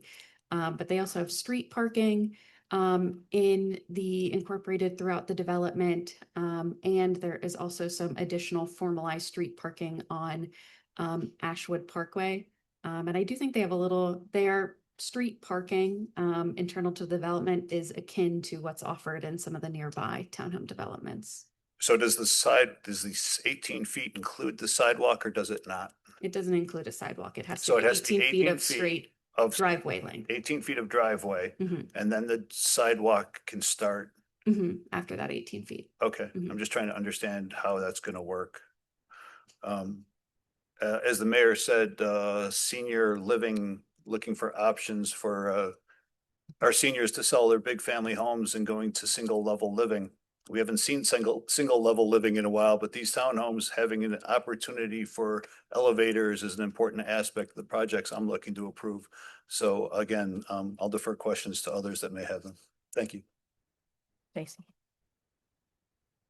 Because I have a lot of useless knowledge in my head, I can tell you that the construction hours for the city of Dunwoody are 7:30 to 8:30 Monday through Friday, 7:30 a.m. to 8:30 p.m. Monday through Friday, 8 to 8:30 on Saturdays, no on Sundays, and most major holidays.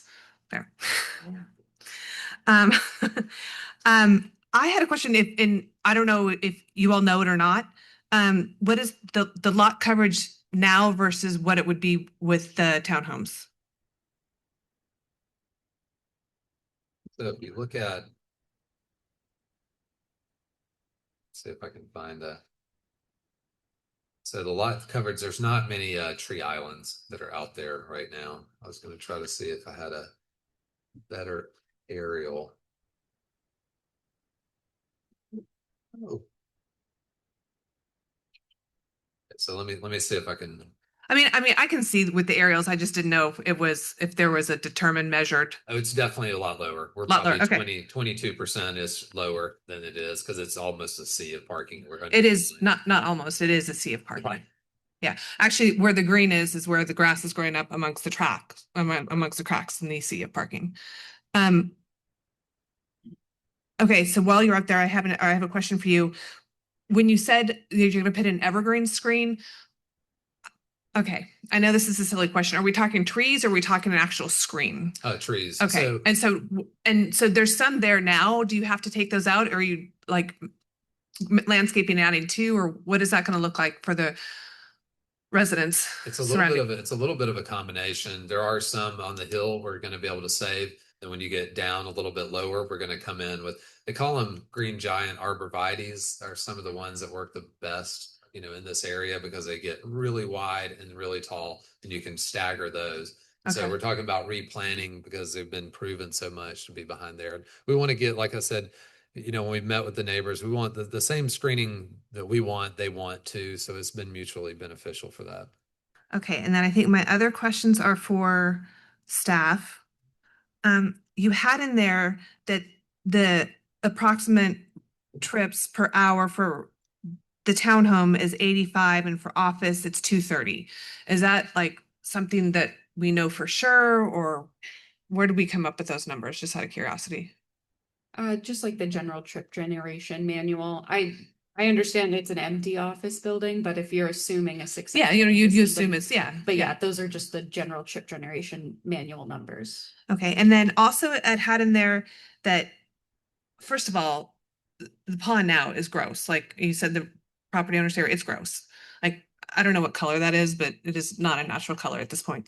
But when they're redoing it, they had to do underground pipes that had to get approved by an acronym for the, I guess, because it's a state water.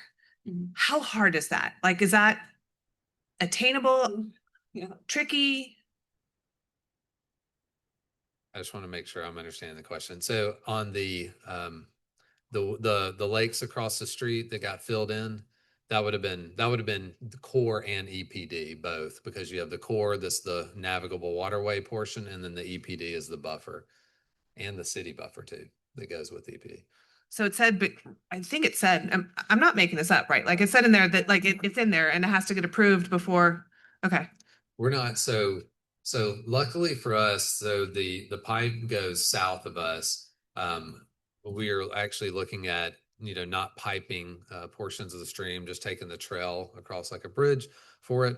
And in doing that, we're basically coming in there, going to dredge out the lake. And so for us, it will be what's called a nationwide, it's a 404 maintenance permit. And so our request to the Corps of Engineers will be for maintenance, because we're not changing the aquatic, we're not doing anything that they would see as disturbance. We're just improving it.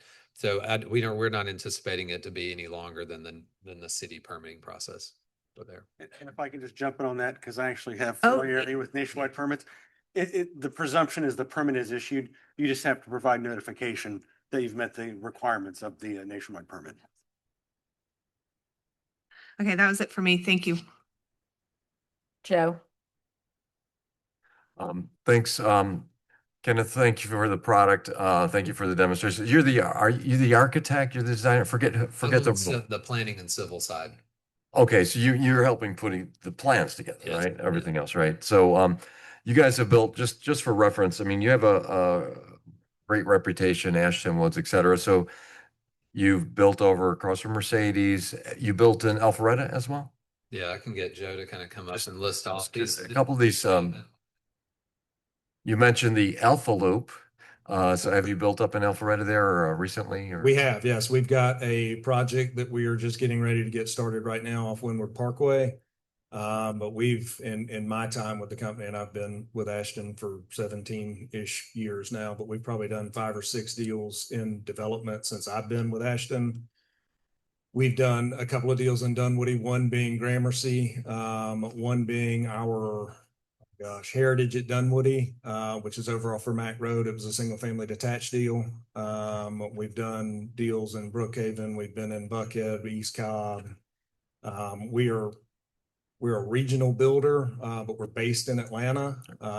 So, Atlanta is everybody's baby, and we're proud of what we've done here. Sure. So, and look forward to potentially doing something else. While you're standing up here, and then I got some admin questions for staff on that, but stack flats, single level living. I mean, if anybody comes to us if we get a developer or presenting us before development and somebody plops down townhomes, the first thing out of my mouth is, here's a picture of Alpharetta and here's some stack flats, single level living. I mean, I'll ask everybody, I'll ask you, we're talking about elevators, but could you incorporate into this area some single level units We have or done it in occupied? the past.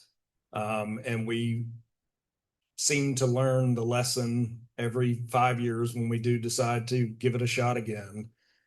When you do stack flats, that is more of a commercial building application. And at the end of the day, we are a residential builder and we are just not equipped to manage the construction of stack flats.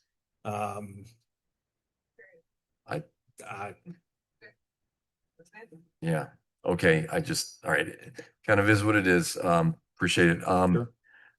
Can I just ask back to staff? Then I got some questions, on the admin side too. Thank you, Madeline. A little bit with John said, a little bit with it earlier with the PD, just the nuance of you're limiting the height to 45 feet. It's not expressly stated 3 stories. Is 45 feet only 3 stories? Is the stories, I don't see stories. It says 45 feet. Yeah, it's just measured based on the height, 45 feet, and we're measuring from the finished floor elevation. And that is 3 stories. Max. 3 stories? Yeah. Right. Yeah. Okay. And the impervious, it's like it says 75 or 80%. There's 2 docks. If you just verify that, that's a I can nuance to zoom me. into the- I would just, for next time, just look for where it says 75 and 80 and just pick the right one and update it. I just saw a couple of places in there that it said both, so that's all. You don't need to answer it now, Madeline, but the HOA thing, I mean, I live in an HOA, the Woodlands, it's a private road. We maintain our road. We're responsible for that. But this area is a little nuanced where the HOA will maintain a public access pond. How does that really look going forward, legal perspective of the maintenance, if we're coming back to say, is who's going to have legal recourse of saying the buck stops here for maintenance of the pond, 10 years from now? The HOA organization? So as it exists today, there is the Ashwood, I can't remember if it's a POA or an HOA, but there is a master association. And really what that master association is charged with is maintaining the trails around that pond and the pond, maintaining landscaping along Ashwood Parkway, I think paying the street light bill along Ashwood, in addition to maintaining that existing monument. So there are a long list of approvals that we still have to get from that HOA post zoning approval if we get to that point. We have a very vested interest in keeping what will be the front door of our community, which is the pond with the trails around it, looking very presentable and nice at all times. So we would like to take that burden off the current Ashwood HOA. However, we need to get amendments to those documents in place and we need their approval to do so. We're the group who we are buying the property from is just one member of that HOA. So there would have to be a vote to allow us to actually take that maintenance burden off of them. So will we hear a little bit more in 2 weeks from now regarding that, or? Well, so we have to get into, in order to really get them that HOA, everything they need from an approval standpoint, we have to get into full engineered design, which we wouldn't do until we have the entitlement for the development in place to release Ken on all the engineered drawings that would be required for that. Maybe this, if I could ask Richard or legal, then The property owners up here. Okay. Oh, sure. Okay. Like Thank to you. say, introduce yourself for the record, Good please. evening, everybody. My name is Chas Lazarian with Ashwood Grove with one of the properties, 7130 Beaufort Highway, Doraville, Georgia. When we bought into the property, we became a member of the HOA. We recently got contacted by Collier, who's managing the HOA. And what we found out is Collier at one time was managing several of the office buildings around there. So it became their benefit to help the building owners to manage the HOA. Since then, they're not longer managing any of the buildings and they got stuck with the HOA.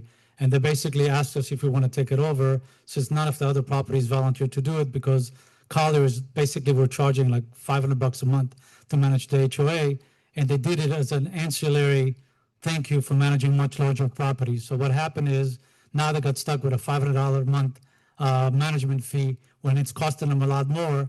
And when they're offered that to any other property owners, nobody wants to do it because, again, it's a board or it's a third-party management company that may manage the apartment building. Nobody wants to take the task over. So that's been the issue with regards to it. So I can tell you that I personally go by the property at nighttime numerous times. As the mayor knows, we live right around the corner. We've also, we asked about the street lights, cleaning, and there's nobody to take care of it. We've done as much as we can. And part of it is because there's not been a party that can take it by, by the horn per se and manage it. But I think between us and Ashton Woods, we could do a much better job and get the building owners. 900 Ashford was on the market to be sold. The property owner took it back. We've contacted them. We know the building owners there, so we can get a group of people to come in and pitch for free, basically, to manage the HOA. So that's been the issue. When everybody's been complaining about the HOA is there's money there, we're all paying our dues, but there's nobody there to run the HOA as far as making the decisions. So it's not that nobody wants to take care of this property, take care of the trail or the lake. There's nobody there to make the decision. And Collier, out of the goodness of their heart, they told us we're losing crazy money staying there, but nobody wants to come and take over the checkbook, basically. Thank you. I just had like one other comment. I'm not sure if this is to the developer or Madeline. As far as the landscaping goes, could we ensure that we look at the native plants and that our city arborist is vetting that list? Yes, we have. So our landscape architects, we actually met with the arborist out there and talked about the landscaping along Ashwood already. And then my landscape architects would also meet with them and go over those to make sure they're drought, basically native for the drought intolerant and everything Right. else.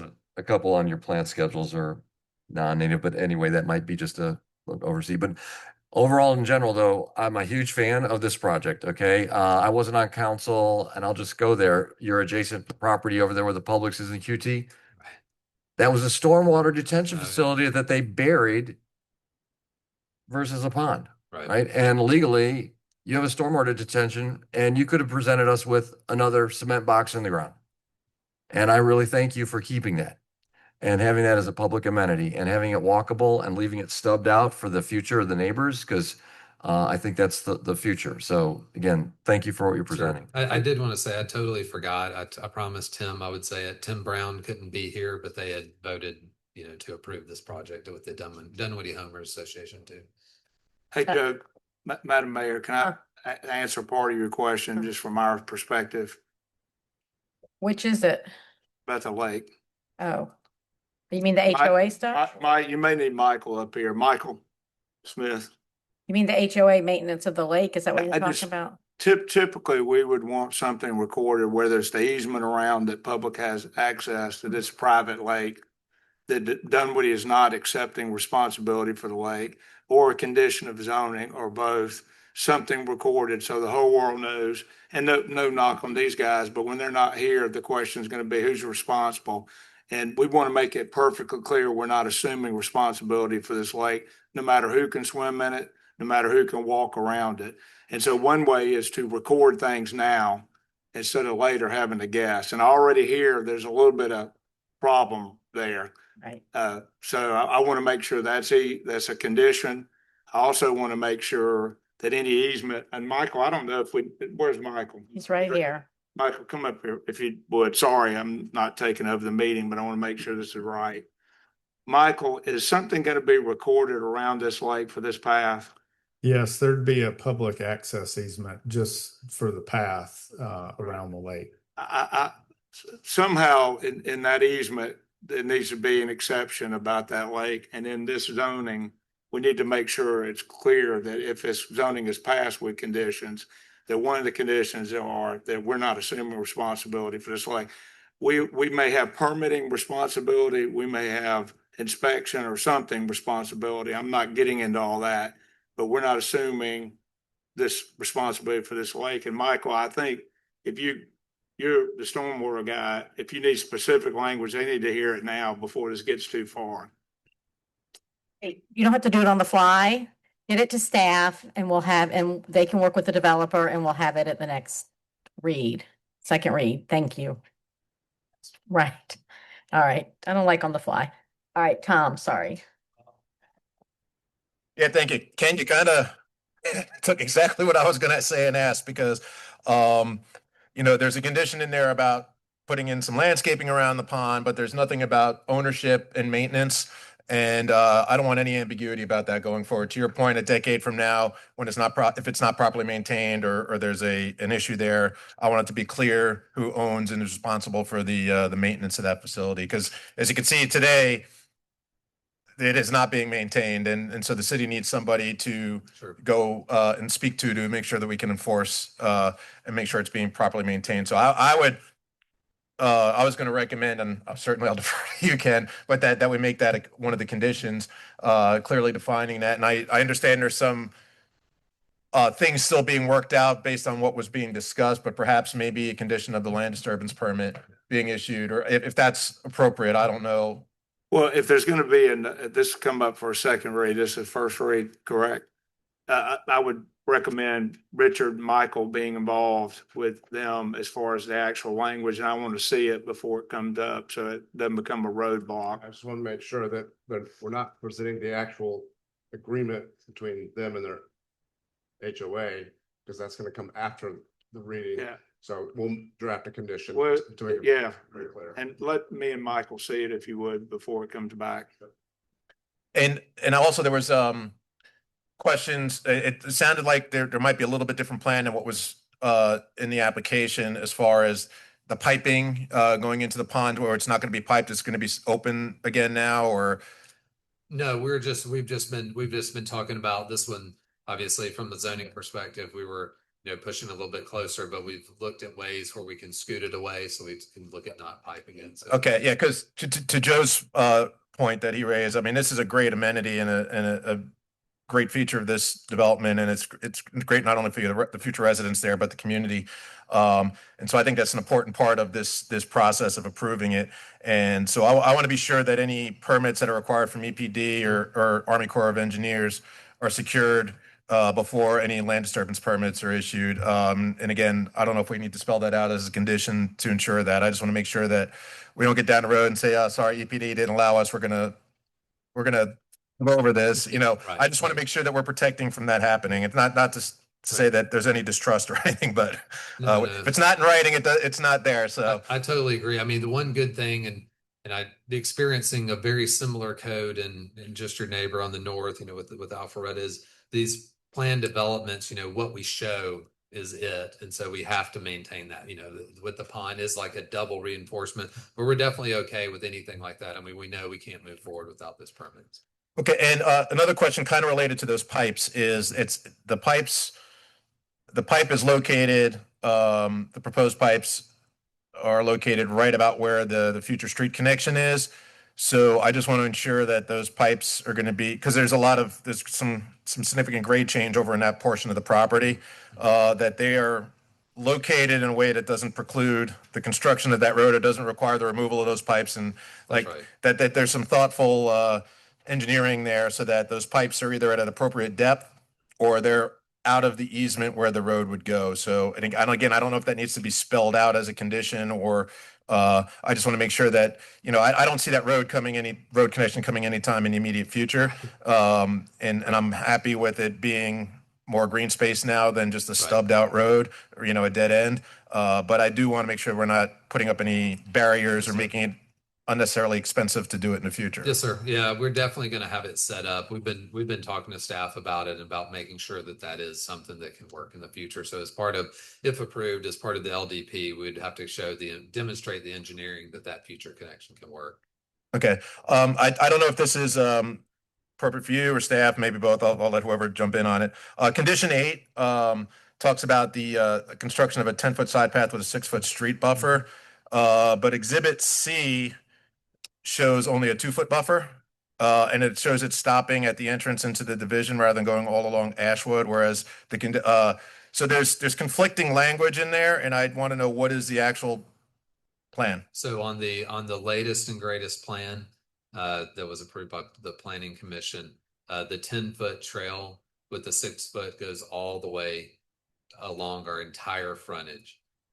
the entire frontage. So originally, we very first submitted the 10-foot started here and went. Now there's the parking that's here, and then you have the 10-foot and the landscape strip. So it's the entire frontage now. Okay, could page 12 of Exhibit C be amended to update that? There's an illustration, kind of an elevation type drawing, as well as a side note that it ends at the entrance. And I just want to make sure that we don't have conflicting language in here. Oh, okay. Yes, no So problem. that it's to what's the condition is. I just want to make sure that that's there. And then the final question I have is in the application, there's talk of limiting 10% rental. Is that managed by the HOA? Is that the intention? So we found that the best enforcement is it's in the zoning conditions, and then that can't be changed unless someone stands here and does this all over again. But then it is managed with the HOA, and then in the ODP, the very specifics of this plan development, you'll see that we also have language in there that says that they have to provide, basically keep track and reports so they know exactly who is renting at what time. Okay, because you hit the nail on the head what I was talking about, because it's mentioned in the application, but it's not listed as a condition. So for staff, I'd like that requirement of 10% limit on rental to be added as a condition. So that's just so it's crystal clear. We'll do. Yeah, we literally enforceable. I do just want to clarify, it is spelled out in the ODP. The conditions include the entire ODP, but we can also spell it out as a specific condition as well. Yeah, and that's, I just don't want any, again, ambiguity there. If it's spelled out clearly as one of the conditions, it makes it really easy to enforce. Agreed. Thank you. Catherine, sorry. As the last council questioner, I have had a number of mine already answered, but I do have a question about emergency vehicles around the pond. On the 10-foot walking path that you have around the pond, you state in the application that it would be for emergency vehicles as well, as in a fire truck, or So I can't, is it built to carry that weight? So right now, the way the design is, we are anticipating that DeKalb Fire is going to want it to be fully accessible. So right now it's even wider. It's closer to like a 20-foot. So we're kind of looking at, you have the 10, and so it would be the 75,000 pounds. And so where it goes, and that would just be the portion, not in front of those homes here. No, I see that. But to be able to come off and get accessibility. So if something happens around, so we've been anticipating that. Really? Unless they say that, not to, but we're obviously that's where the landscaping and everything, so that it doesn't appear to be, so wide. All right. Thank you. Anybody else have follow-up questions? I have a question for the developer. So I'm going to take you at your word temporarily that that the FHA, which is Fair Housing Act and not the financial loaning thing, it turns out, won't let you put in an elevator shaft unless you make the unit fully accessible. And if there's more than 4 units, they all have to be fully accessible, correct? That's what you're saying. That is my understanding. So was there any thought given to taking some of the space, like one section potentially, and doing a slightly different model that's 2-story living with a master on the main, maybe bigger units? I mean, obviously they're going to be wider, but they don't have to be gigantic, because a bedroom on the main level in a townhome is not anything anybody wants to really, if you can't get up the stairs, you can't get to your kitchen, right? I mean, so temporarily, like if you break your leg and you have caregivers, that's probably, and that works, but it doesn't work like as a permanent solution to aging in place, for example, or just aging, or just not being able to walk on stairs anymore. And so I don't know if Ashtonwood has any models or has done, because I am pretty comfortable with what you've proposed here, because it's not all single dimension. It's multi-dimensional. There's architectural interest. You're not going to be looking at rows and rows of the same product. But I'm wondering if there isn't a way to take one row of these townhomes, or one, some of them have like a tree in the middle or whatever, so they're not 20 units connected, they're 6 or 4 or 5, and figure out a slightly different product that looks like a townhome. And it still could, but with one level. I know it can't just be one level to the stack flat thing, but where you have an upstairs that's bedrooms and an office or whatever, but that your living space, you have a bedroom that can be considered a master with a bathroom on one level. I don't know if y'all have ever done that. You don't have to answer me today. You can work with staff. But I think we would appreciate seeing some effort in that. I know that the community, again, this is just such an opportunity for people. And actually stairs keep people healthy. Like we know that, right? But when you reach the point that you can't do the stairs, or you're moving at such an age that it feels like not being able to do the stairs is around the corner, this would be a challenging choice. So just something to think about. Sure. And also talk to your attorney. Let's see if we can find a fix. And I just want to make sure it's not like we would love to sell elevators. Right. So we would love to figure that out. So absolutely. Right. We'll go back and see Right. what we can figure. So. Yeah. So it sounds like, just from a quick Google, and I can listen and Google at the same time, it sounds like the issue is not, the challenges don't come when you build them necessarily. If you put in the shaft, it's when someone all of a sudden needs an elevator and the rest of the unit is not accessible. That sounds like when someone can turn around and say there's a Fair Housing Act issue. But I don't know for sure.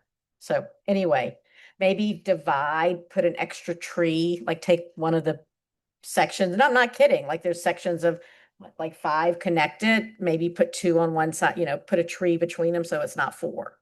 Just something to think about. Sure. Creativity. We love creativity. We Mayor- are all problem solving. Yes, sir. Mayor, I don't trust AI, but I'm getting Right. used to it. Normally, multi-story townhouses are exempt from the Fair Housing Act's design and construction accessibility requirements. However, if a townhouse features an internal residential elevator option, is designed for future elevator installation, like stack closets engineered for an elevator pit, or sits inside an elevator served building with 4 or more units, the FHA rules fully apply. So Yep, I get think it. that's We're gonna probably what you're figure this trying to- out, though. We're gonna figure this out so we can get a few with elevators. Thank you for your time. You. I presume there's no more questions or discussion. Madeline, when would the next read be? The next meeting this month would be the second read. Oh, it's kind of so much faster, thanks to the state legislature. Can you do me a favor and us a favor at least and bring us an example of some of the variances? Just, you can look through the application. I know y'all can do that. Just to John's point, just so we know. And with that, we will see you again in 2 weeks. I don't even know where my book is. Consent agenda. Anybody have any questions or comments? John? Yeah, Madam Mayor, I'd like to have just a couple questions on number 6 before we approve. Okay, so do you want it pulled or you want to ask the Let question? me just too? ask a question or two. Okay, that's fine. Afterwards. Go ahead. Yeah, Michael, I'm looking at the design for Womack Road. I'm really looking at the intersection of Vernon Oaks and Womack. There have been a number of accidents at that intersection. I believe, correct me if I'm wrong, but it's at the crest of a hill. And I'm told that there's sight line distances where you can't look right or left, or you have a hard time seeing the cars coming. A person emailed me and asked, is it possible there's a warning light just over the border in Sandy Springs at the intersection of Dunwoody Road and Spalding, where when you're on Dunwoody Road at Spalding, there's a warning light that says car approaching, and it lights up and it warns you that there's a car coming over the hill or around the curve. A resident would love for the city to look at something like that at that blind intersection that we are now improving. Have we thought about something like that? What are the rules? What are the laws? How expensive would it be? What are we talking about to put in a warning signal for somebody to know that a car is approaching? Yes, we've looked at it. It really needs a sign on both sides because you've got 2 side streets there. And so the LED sign we're looking at, it's going to cost about $20,000. So we thought GDOT was going to pay for it in one of their buckets of safety money. And they said, they came back and said it's not going to be till next year. So we're pursuing another option for that. If nothing else, we can put that funding in when we go through the budget, do a budget amendment for this year and get that in. But whether it's GDOT or just a standalone project or as part of the sidewalk, we are planning to put signs there. Okay, just as a point of information, if we're not paving the streets that now have the water works going through, there might be a savings there. So there might be a budget amendment to put that signage in. Just another idea if we're not adding streets. Yeah. But okay, but I'm happy to hear that we are looking at that intersection, are looking at possible improvements so that the residents who drive that intersection all the time can be better aware of traffic. Thank you. Madam Mayor, I'd like to move that we approve the consent agenda as read. Second. Moved by John. A second by Rob. Any further discussion or questions? Hearing none, I call the question. All in favor, say aye. Any opposed? Seeing none, that passes unanimously. All right. I think you have to read this next one, Sharon, and then I will need a motion to bring this off the table. Go ahead, Sharon. Sorry. Whenever you're ready. An ordinance to amend chapter 27 of the City of Dunwoody Code of Ordinances to define and provide use regulations for vape shops. Okay. I move to bring the proposed ordinance off the table. Moved by Rob. Second. Second by Catherine. Or Stacy. I'm sorry, Stacy. I was looking at Catherine and I said your name. I'll try not to do that again. Any further discussion or questions of bringing this off the table? Seeing none, I call the question. All in favor, say aye. Any opposed? There was a question. What was the motion again, please? To bring it off the table. It was tabled, so you have to bring it. It doesn't matter what it says there. It was tabled, so we have to bring it off the table. And Yeah. Joe, it was not tabled to a date certain. That's why it Right. has to be moved off the table. We just tabled it. Okay, sorry. All right, so this is to bring it off the table We to have talk not allowed about it. ourselves to talk about this agenda Right. by bringing it off. You voted Tabled it against that. Earlier in the It year. was 6-1. Yeah. Catherine voted against bringing it off the table. Okay. To bring it off the table. Right, that's what we're doing. We just want to talk about it. 6-1. Catherine voted against it. Okay. Now, Paul, the floor is yours. Good evening, Mayor. Good evening, Council. This is a continuation of the second read. The first read of this happened on April 27th when the public hearing happened. Second read happened first meeting in May, and it's a continuation of that second read. During the last meeting, you all instructed us to look at a different approach to regulation of vape shops. We have done so. We have 4 changes here that we're proposing today. Number one, a change is the definition is slightly different, and that's by request from our contracted attorney to make it clearer that the definition includes batteries, chargers, coils, or which are items that go into vaping devices. Second, compared to last version, we have now added vape shop as a permitted use to districts that allow retail users. So it's all districts, the C1 district, the C2 district, the PC1 district, those that allow retail now also allow vape shops, with the caveat below, which is similar to what we have with liquor stores, that there are distance requirements. There's proposed a 600-foot distance requirement from vulnerable populations, and we have defined this here as daycare facilities, places of worship, and schools. So these 3 categories, a 600-foot distance requirement, and then a 1,500-foot distance requirement from existing vape shops or gas stations or those locations that sell vapes predominantly, and that is to prevent clustering. We've modeled this after our existing rules for liquor stores, which I have as a comparison here. So it's the same 1,500-foot distance requirement from other liquor stores. And again, like the intent here is to not have clustering of these facilities and create sort of districts. And then similar to these daycare facilities, schools, places of worship.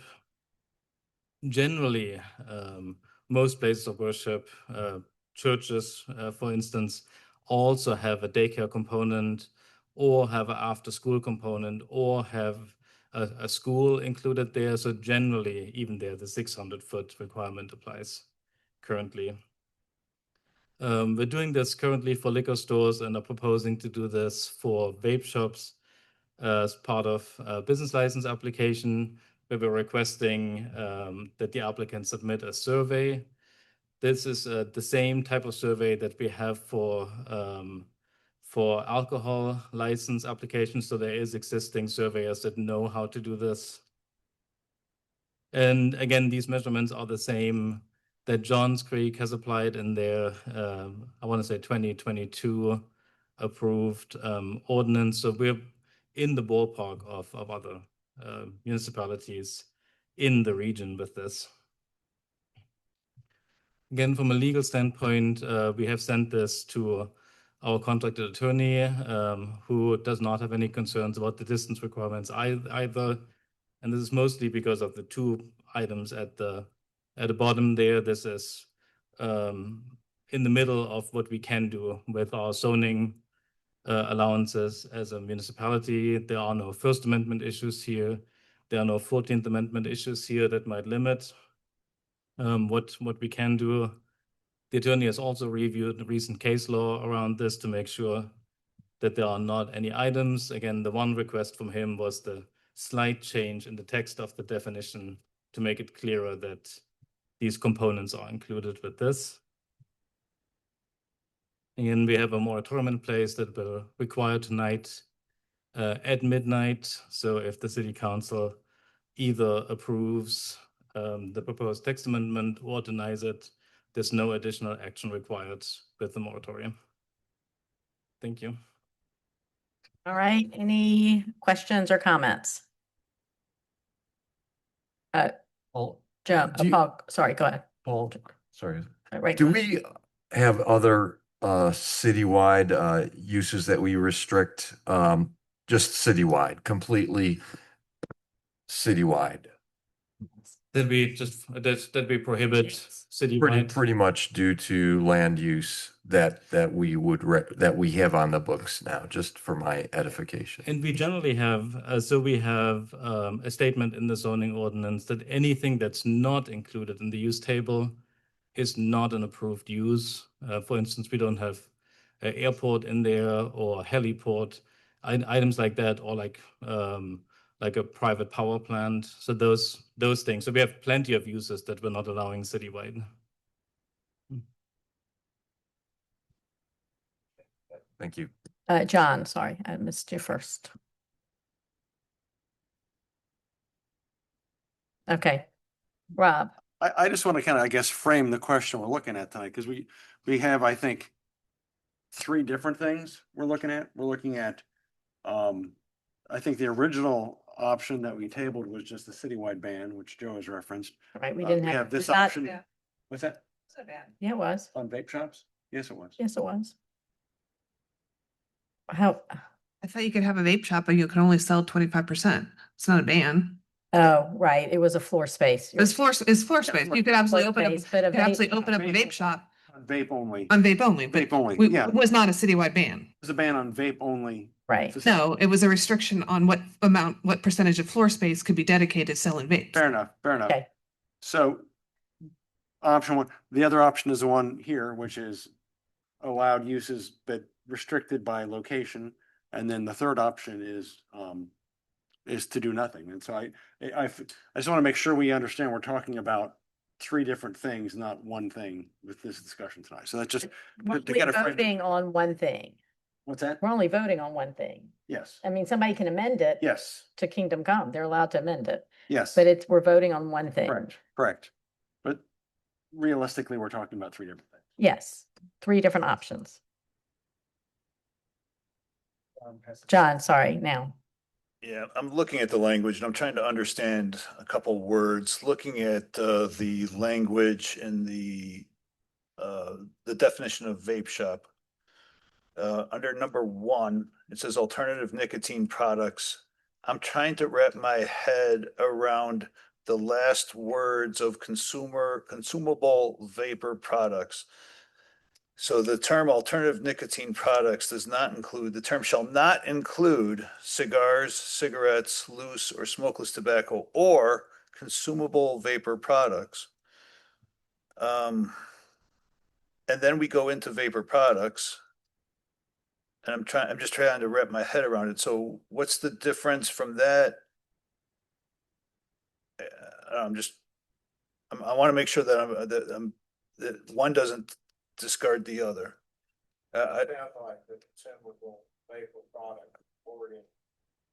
Yes, I'm questioning why that's in there when the next. Yeah, no, I have it in front of me because it's pretty much like written up to incorporate 3 separate things. It just seems circular. Yeah, it's the consumable vapor products are not alternative nicotine products because they're mentioned separately. The terminology of all of this is I actually have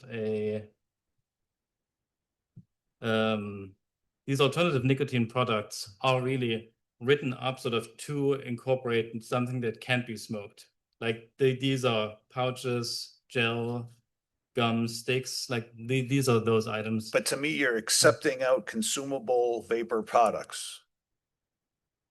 To me, it seems circular. It seems like we're trying to make a rule, but yet at the same time, we're saying except for this, and then we're going. I get what you're saying. It's on A1.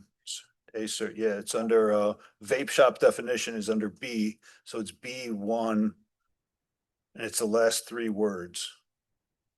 To me, it seems circular. Yeah, I think we can safely strike this out.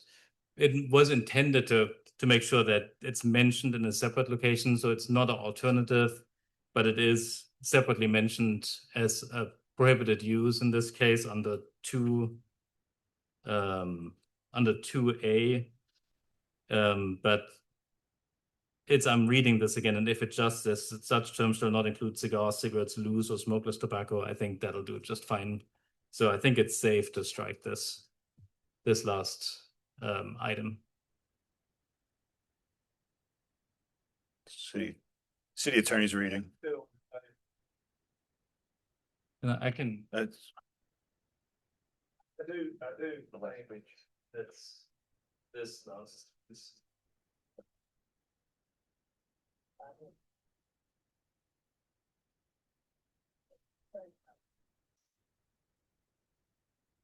John, I think you're right. To me, it's confusing. And I understand the intent, but I don't want to disfigure because it's in another section. I think that item 17B1, the last sentence should read, such term shall not include cigars, comma, cigarettes, comma, loose or smokeless tobacco, period. I think the or consumable vapor products will be a linchpin for lawyers to argue what does that mean. Paul, are you and Richard okay with that? I mean, just for the proposed, what you're changing, unless you got a reason, let's hear it. So Thomas reviewed this. Right. And he was very particular in the definitions. So that was my only comment. Yeah. And I want to make sure everybody knows Thomas Mitchell vetted this very, very hard. When I read it and when I hear it again, the question is, do you need it? That's the question. Do y'all need it to do what you're trying to do to regulate this? No, it's fine. They're all regulated the same way. Like all of these categories are just examples of what is included in this. So we can take this out and it won't impact the regulatory function of this. That being said, does this need a further legal review? I understand the moratorium is coming up and we need to do something or everything reverts back, but sir, does this need a more legal review for you to look at it one more time? I don't. I defer to y'all's judgment on it. To me, if Paul and Richard are comfortable taking out that little segment, it reads better to me, but in context of the whole thing, that's what I'm asking you guys. Yeah, I'm comfortable taking it out. I'm comfortable leaving it into. I don't think it impacts the function of what this ordinance does. John, I would say this, we can go either way. If they're comfortable, I'm comfortable taking it out. Okay. You will have regulations and we can always come back and amend again if we have to, especially with the moratorium sitting out there. Again, I think the definition is the most important aspect of it. And when it comes to the vaping aspect, what I don't see mentioned here is really the THC, the marijuana, the other aspects of it. How does this ordinance affect any allowable THC shops? It's also vaping, is it not? So it is if it's smokable. So if it is something that you smoke, for instance, as a cartridge for a vapor device, it would fall under this. If it's a oil or if it's a different type of THC product, it would not fall under it because it's not a smokable device. But we regulate those shops too, right? That's correct. Yeah, We put regulations in for that too. That's correct. Yeah. Just making sure everybody knows that. Okay, so is this the same thing for THC or is that mandated by state law? So THC is regulated under state law, and that is a moving target right now. The state is making changes to those items as it goes. We have allowed it for standalone marijuana dispensaries at some point a few years ago. We haven't gotten any of those yet, but those are approved selling locations under Georgia state law. If that changes in the future, but as an example, if it changes in the future, they could credibly be sold under these places, but that's all hypothetical, subject to state law changes. But example, CBD is legal in Georgia, and if it is sold as a smoking device, as it often is, sort of as a vape cartridge, then it would fall under this ordinance. John, I got an answer. All right, Okay. thank you. I guess Ken, So I've looked at the rest of it, John, and I'm fine leaving it as originally proposed with the or consumable vapor products in it. And the reason why is under B2A, consumable vapor product is actually defined. And so what you're doing is excluding the consumable vapor product from the definition of alternative nicotine products, but you're not, you've got a specific definition under 2A, Right. consumable vapor product. So I understand why it was written the way it was written. So my recommendation would leave it as written, and I understand it now. Okay, thank you for. And also, I should point out, vapor products is also defined. Vapor device is also defined. Alternative nicotine products is defined. And so I think it's defined underneath where this is. So I think I understand why he did it that way. Smoking device also is defined under 17B3, smoking device means any device through which users commonly inhale tobacco smoke, marijuana smoke, or the smoke of other recreational substances. Such terms shall include pipes, hookahs, bongs, but shall not include devices commonly used for the burning of incense, perfumes, potpourris, or essential oils. So I think it's got its own definition. That's why it was put where it was put. All right, so basically then I understand your explanation. So then for me, then we're really just regulating this identical to alcohol. We are having the same zoning as alcohol, same distances as alcohol, same religious schools, things of that nature. And other than that, it's going to be allowed otherwise. right. All right, I understand it now. Thank you so much. Anybody have questions? This is an action Not item. necessarily a question, but more of a comment. I have talked to a lot of people about this issue, trying to figure out where I am on this. Mhm. And not a person that I've talked to has said, boy, I want Right. I don't shop in the disagree. city. So I think that the original floor plan based restriction had some merit. I think we need to regulate these in some way, and I think it's worth discussing that as well. Right. So we initially moved to ban them. We talked about it at a couple of meetings, I believe, over the last just one meeting. We only talked about it at one meeting. I'm asking, I don't remember. It was it was a first read. Okay, right. We talked about it. We talked about it twice, once as a discussion item. And there did not seem to be support at the time for the ban. So in order to get something done before the moratorium, I suggested, because I'm mayor, that we have a 1,500-foot limit. So if there's any business that sells vapes, you cannot put another business that sells vapes within 1,500 feet, correct?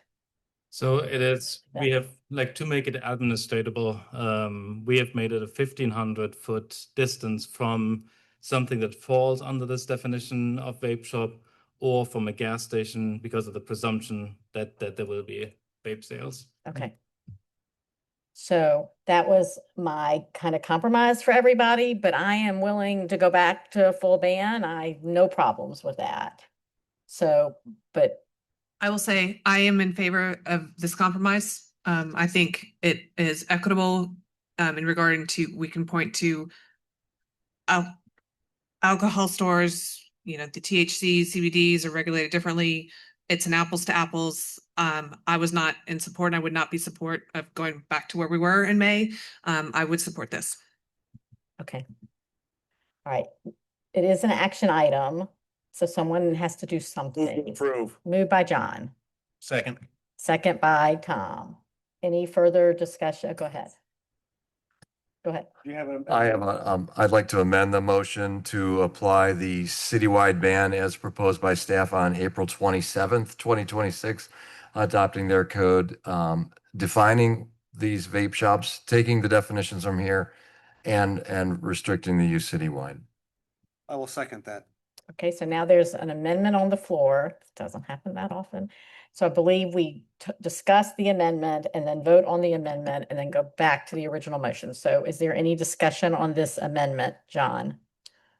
City Attorney, sir, there was a number of discussion. You just mentioned that there was a lot of work done regarding the definitions, trying to make this a defensible, rule.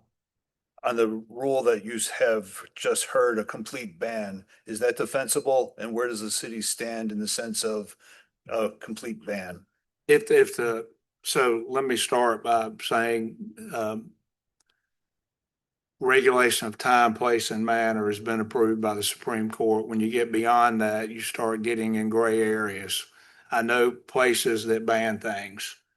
Sometimes they're lucky because nobody challenges the ban, and sometimes in rare circumstances, the bans are upheld depending upon the circumstances. I would not be comfortable with a ban written into what's just been written because it was written in a way to regulate it. I would prefer that if we're moving towards a ban, we extend the moratorium a couple weeks or however it takes to the next meeting, and we rewrite this so our definitions line up with a ban rather than regulation of definitions that are not being regulated because they're being banned. Joe, I'm just simply saying, we're fine with y'all doing whatever y'all want to do, but we're writing an essay on one subject and we're sticking the word banned in it, and it's not going to fit until we rework this. Exactly. That's what I would suggest. It poses more risk because we're adding something to a chocolate cake that doesn't go well with a chocolate cake until it's redone. So that's all I would suggest. If I may jump in with a question then. So as Stacy pointed out, we were talking about a floor space restriction, not a ban. So just a nuance that was pointed out to me. So would the best approach be to vote on this amendment, see whether it passes or not? Because if it doesn't pass, then there's no reason to extend the moratorium. If it does, then we look at whether or not we want to table it. Would that be the best So, approach? so because it's amendment, the first vote will just simply be to add it to what's being considered, and then you could defeat what's being considered or consider something else or et cetera. I just want to warn y'all, we're changing the essay a little bit, and we would really like staff and lawyers to look at this so we can carry out the intent that y'all want, whatever it is. Can I ask a clarifying question to Yes. staff? So you've enhanced the definitions here in the current code. And back to the April 27th original proposal, again, I just want to make this super clear. There's the definitions, and now there's a table of permitted uses by different types of, there's a columns of different. And so it showed what you're newly defining on those in a row. Mhm. And it had none, it was empty on all those different rows. So it didn't show on Those are- different columns. And those are the use standards. We added use standards to this because we added it in the use table. And the use standards are really what's in the table. The use standards are the distance requirements. Mhm. Because they weren't necessary before, so we added them as use standards into the table to reference those. What we would recommend one way or the other is like to use the updated definition that we brought to the August meeting, to use that going forward, because that's the last iteration of the attorney. I just, Paul, to be clear, the April 27th version, where you could have a vape shop, you could call it a vape shop, you could put it next door to a church, a daycare, a school, an alcohol store, you could put it anywhere you want, as long as the floor space did not have more than 25% product. Is that correct? Because then by our definition, it isn't a vape shop, it's something else. It's something else. Yeah. But you could put it anywhere you went in the city. And that's yes? That's true. Yes, correct. Yes. And that's true with this version too. But- if it's not a vape shop, you can still, you can. Correct, but now we're regulating it so that its locations are regulated in the city, so it can't be next door to a daycare, a school, a church, Or near a gas station. or near a gas station. Correct. If So- it's a vape shop, if it's a standalone vape shop. Correct. Yeah. Whereas before, a standalone vape shop, as long as it met the 25% requirement, could be anywhere. So, and that's even now kind of like if something meets the 25%, if something is not exceeding 25%, Correct, it correct. can still be. It can still be, right. Yeah. Okay. So, okay. Does anybody have any other questions or comments? And I can call the question on the amendment. All in favor? Why don't you repeat your to go back to the citywide ban that wasn't yet a ban? All in favor, say aye. Aye, that's 2, 3. All opposed, say no. No. It's fails 3 to 4. I'll vote against it. I'll vote for it. It doesn't matter. It doesn't matter. I don't even know how I'm voting. Okay, 3. Okay, now we're back to the original motion on the floor. Any further discussion? Hearing none. I call the question. All in favor, say aye.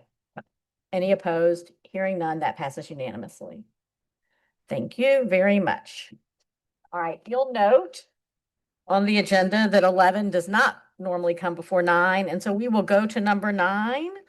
I don't know how I missed that, but I did. Michael Smith. Welcome back.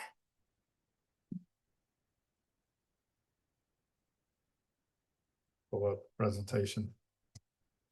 Oh, yes, please pull up your presentation and then Rachel, you're up wherever you are. All right.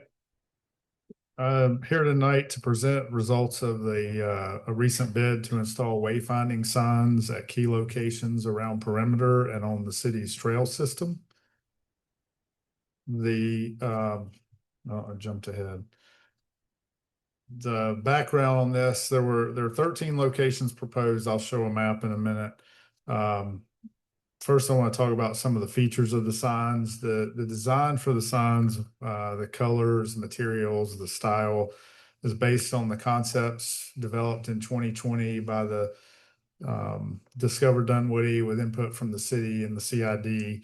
And that was the sign on the left there with the blue and gray.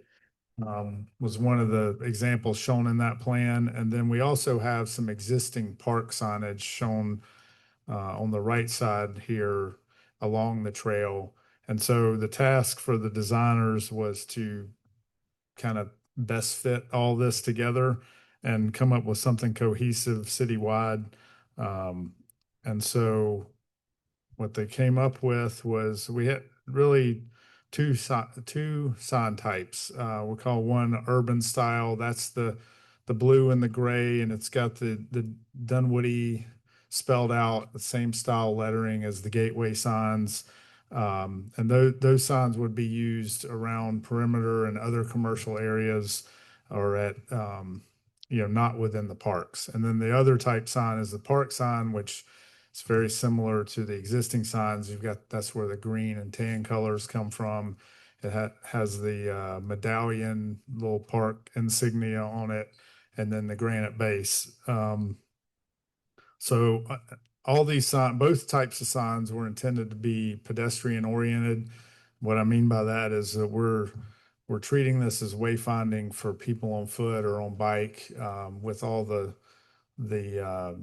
apps now for people driving. We didn't feel like that driving wayfinding was really a top priority, so we focused on pedestrians and bicycles. You note the signs will have an arrow to destinations with the distance and the walking time.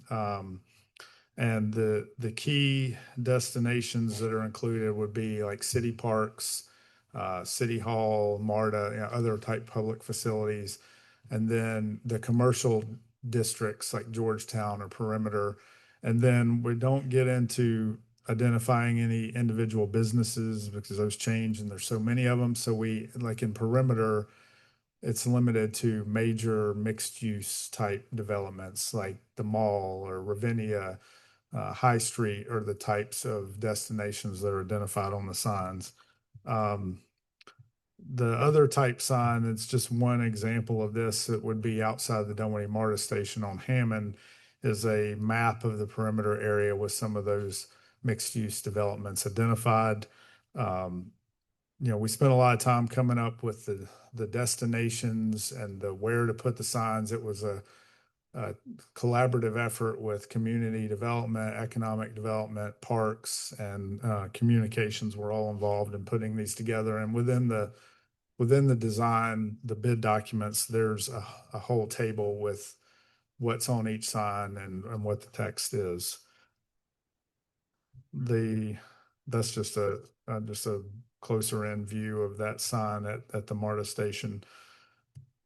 The locations that are proposed for this initial rollout, there's 13 locations. S3 is the one at the MARTA station, the big map sign. S1 and 2 are urban style signs on Perimeter Center Parkway. And then 4 through 7 are at key intersections on Ashford Dunwoody Road. Those would also be urban type signs. S8 and 9 are on either end of where the trail enters Two Bridges Park. Those are park style signs. S10 through 12 are urban signs in the Georgetown area where the trail intersects with Shamley, Dunwoody, and North Shalford. And then the S15 is at Brook Run Park. It's a park style sign at North Peachtree. We put out a bid and we got 6 responses. A1 Signs was the low bidder at $134,000. They've done signs in other local jurisdictions similar to this. We asked for an alternate. We had the base bid and that was the $134,000.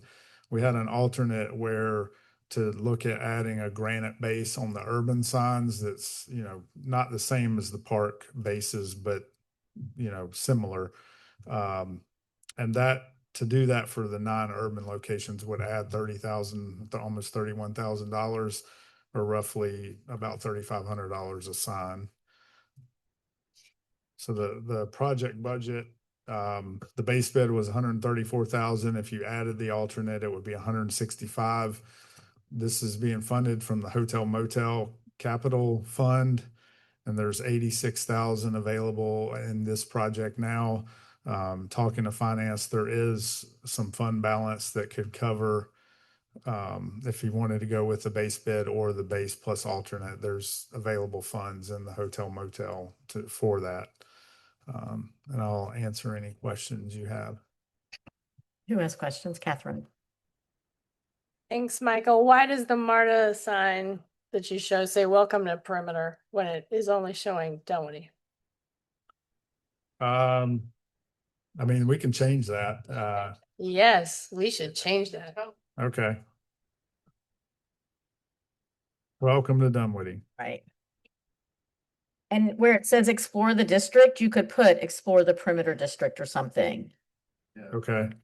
It's, Can we delete Brookhaven? I mean, really, there's no reason to put it on there because it's on the other side of 285. We put that and Sandy Springs just for kind of orientation, but Well, Sandy Springs makes sense because you can actually walk to it. But I don't know that, I mean, Brookhaven, what is across the interstate? Is the bridge when it hits the other side, Sandy Springs or Brookhaven? Oh, I don't know.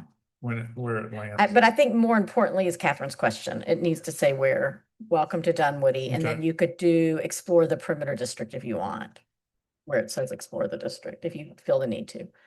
All right, who else has questions? John? I was looking at the locations and we have a lot of signs around Brook Run. Again, I'm not sure when they were last updated, but why are we putting one there right at the corner versus maybe at the main entrance? There's like 4 or 5 entrances to Brook Run Park. Why there and what is it going to say? As far as what it's going to say, I'd have to pull up the plans. It'll definitely have Brook Run. It might have Brook Run ball fields, and then I think it has 2 Georgetown. To basically, if somebody's entering the park there at that corner, it would tell them, hey, if you get on this path, you can go to Georgetown. There already is one in the back of the park where this trail splits to Pernishaw. So we originally had one there, but then Parks identified that there's already a sign there that points to Pernishaw. We also had one at Barclay near the ball fields where the path is there, but we could add it back, but we felt like not that more people are probably coming into the park at that North Peachtree Peeler intersection than down by the ball fields. But it could easily be added in. I was just trying to figure out why there and what are we saying that we're not saying everywhere else, and just trying to understand the rationale, because I didn't understand why there and what was it going to say different from everything else. That's all. Joe? Thanks, Michael. I really am happy to see this. The wayfinding thing, it's awesome. It's just you go to other places, you go to the cities, you're walking around. It's great. It's bookending the meeting with we had Ray Azell and team talking about things. So I really appreciate that. Yeah, I sort of had I sent an email also about John the question in Brook Run, and you emailed me back about there's already internal signage, so that's good because I was like, yeah, how do you know get to Pernishaw, et cetera? So that's kind of good. And I'm very kind of neutral to, yeah, do we put another one somewhere else around the entrance of Brook Run? I'm completely open to that, if it would make sense or thoughts or whatever. But I did ask you mention about if we need maintenance, if these things fall down, break, get hit, etc. Do we how easy it is to call back to A1? Do we have to go through procurement again? Would we be able to just do it quickly without going through council? If one of these things were to break or get busted to refabricate a new one, how would that work? But based on the value of the signs, if we just had to replace part or all of one sign, it wouldn't have to come back to council. We would just work with purchasing and get quotes and do it.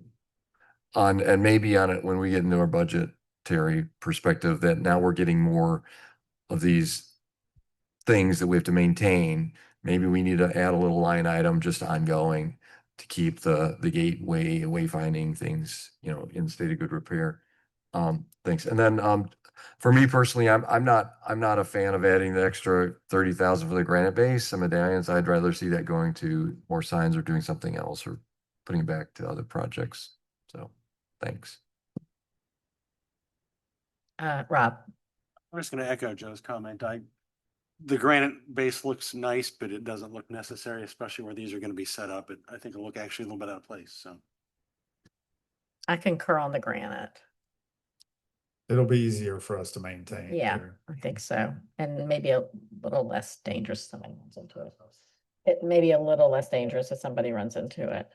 But and that's one of the reasons we didn't just put it Yeah. on there to begin with. Okay. All right. Any other questions or discussion? Yeah, just one quick question. You mentioned you originally had one over at Barclay. What does each sign cost? Because there are a lot of people over there, particularly for baseball and people coming from the school. So that might be a good location to have one, if the cost isn't significant. Yeah, I think for the urban signs without the granite base, it's about 8,000 a sign. But with 80,000? 8,000. Yeah. But because that's in the park, would that be a park base? Yeah, we would probably do a park one there, which is more, I think it was more like 11,000 or so.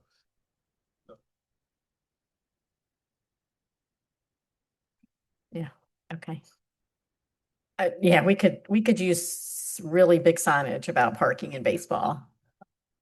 I think Rachel's working on another like internal park sign package as a different project. Okay.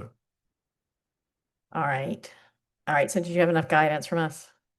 Yeah, so just the base bid. Do we want to add the sign at Barclay or? I think so. I mean, I think we've all kind of hinted. John broached it, Tom. I would say only if it doesn't interfere with the future signage plan that Rachel is like, I don't want it to conflict. Again, on the fly, you don't have to answer us, just figure it out. We'll talk to Rachel and don't make it conflict. So figure it out. Okay. And I would add that at the corner of Brook Run Park, maybe if we're doing new internal signs, we don't need that. So just talk to Rachel about what we need and what we don't, because if they're there, they know where Brook Run is. And so if No, No? that's a big walking path. There are a zillion walkers. no, well, okay. I think it's a good sign. Well, what I was saying is that a few feet into the park, you could have the directions of where you go, but work it out with Rachel. And they all disagree with me, so just ignore it. That's fine. Okay. No base, maybe assigned by the middle school or Barclay, and we'll see you later. All right, thanks.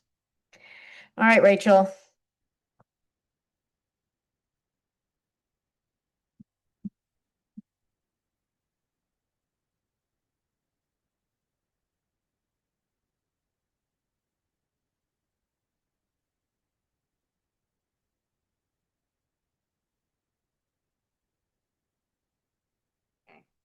Good evening. I feel like Beetlejuice. Heard my name a lot, and here I am. So tonight I'm here to talk about Springwood Park.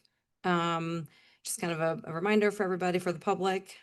So we've been working on this park for quite some time. You'll see the details here in a minute. But we put the design services out to bid. We had several of our like our big hitters, kind of our usuals, go after this. Los received the highest score. We're very comfortable with what they've done. They've, as you saw in the proposal, they've done a lot of work with us in other parks projects. So we love working with them. They're very creative. So the Connecting Dunwoody Placemaking Plan identified what was then coined Flyover Bridge Park as the number 3 priority. We allocated $50,000 for design services in the 2026 budget for this year. Los is approximating about 14 weeks from contract approval to final deliverables, which and they'll work with us on a couple drafts. We'll do our public input meeting. They'll give us a sort of a high level, what we call the probable opinion of cost, and kind of work through our next steps on defining the master plan for this park.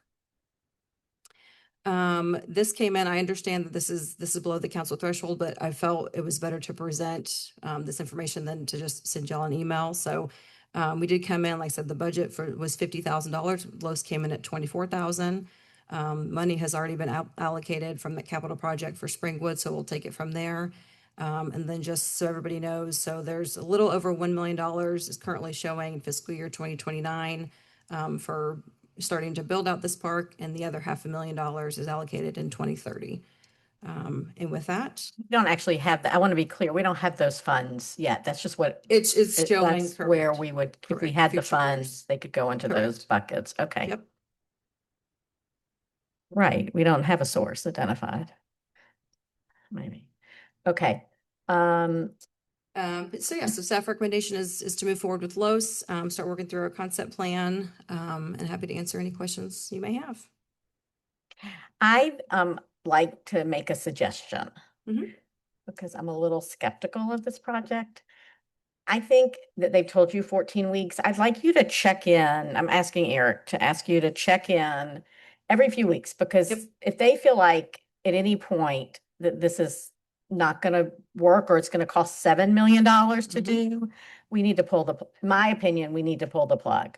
So because of lots of reasons, Yep. but I just think that $24,000 is perfectly, it's fine, but I'm skeptical. And so I'd like you to monitor handle it differently than you've handled other projects, Eric. So that, because again, what if they get in there and they find that nothing is possible? Yeah. So, Sure. all right, thank you. Sure. And does this need to be voted on? That's next. Next meeting? Okay, it can be consent, right? Yeah, okay. Thank you. Yeah, it's a little bit. Right, that's why I don't It even is, know yeah. right. Again, it was, I felt, and this, That's fine, that's fine. yeah, better presented. That's fine, just Yep. consent is fine. if you Yep. vote on it. Okay, next is me. All right, so, earlier this year, like late spring, DHA came to Dunwood, to staff and asked for $5,000 towards the cost of insurance for the parade. A brief history is that I'm not 100% sure we were requiring insurance or adequate insurance. Insurance has gotten more expensive for everything, right? And I don't know if y'all are aware that for a lot of years, the number of people that attended the parade grew every year exponentially. And that ironically, that made the insurance a lot more expensive because part of what the insurance companies look at is how many people attend the event. So, but we worked with DHA to find a more reasonable insurance. I mean, that's kind of where it was. They asked for $5,000. There were concerns amongst some council people, so they paid for their own insurance. But it brought up the bigger picture question of how we interact with our nonprofits and legacy events. And we are, so, my contention is that there has to be some fair play. I don't know what that is, so I've asked staff to start looking at what, just trying to figure out our policies. We have signature events. I don't think that means very much anymore. I think we've, except that we do, to be clear, there's not really anybody listening, or here anymore, but in case you're listening, we do spend about $15,000 to $20,000 annually on the parade, for example. I'm sure it's more for DPT because it's Lemonade Days is a longer event. And so just some sense of, but also DPT covers some of their own security cost, as does the amusement provider covers some of the security cost. And so how we approach this discussion or how we make these decisions equitably is probably something that needs a policy. On the one hand. On the other hand, is Jay will send you an email soon. Um, remember when we were discussing our revenue growth and it showed at 5%. And I mentioned that last year at the same time, it started at 9 and it ended up at 2. Well, Jay got word today or Friday or when I was out of town that 5 has now changed to 0. So we had 0%. We stayed flat in revenue growth. Is that correct? That's correct. On the digest between last year and this year, the growth will be 0.1% when all numbers. It is an error on the tax commissioner's part. Their calculations in the May figures were incorrect, and they have discovered them after we alerted. So $5,000 isn't very much money, but I'm also concerned about committing the city futurely, is that a word, to any expenses given potential revenue shortfalls. With that, I will open up the floor to anyone who wants to talk about this. John. Thank you, Madam Mayor. There are several special events hosted by local nonprofit organizations that are older than the city. And if these special events went away, we, the citizens, would be missing a bit of nostalgia for the small town family community that we strive to be. Namely the Dunwoody 4th of July Parade hosted by the Dunwoody Homeowners Association, the Lemonade Days Festival hosted by the Dunwoody Preservation Trust, and to a lesser extent, the Light Up Dunwoody Celebration, also hosted by the DHA. These key community events are recognized by the City Council as being premier events and are eligible for up to 100% cost sharing for Dunwoody police support, whereby the city picks up the full cost of traffic control and police presence.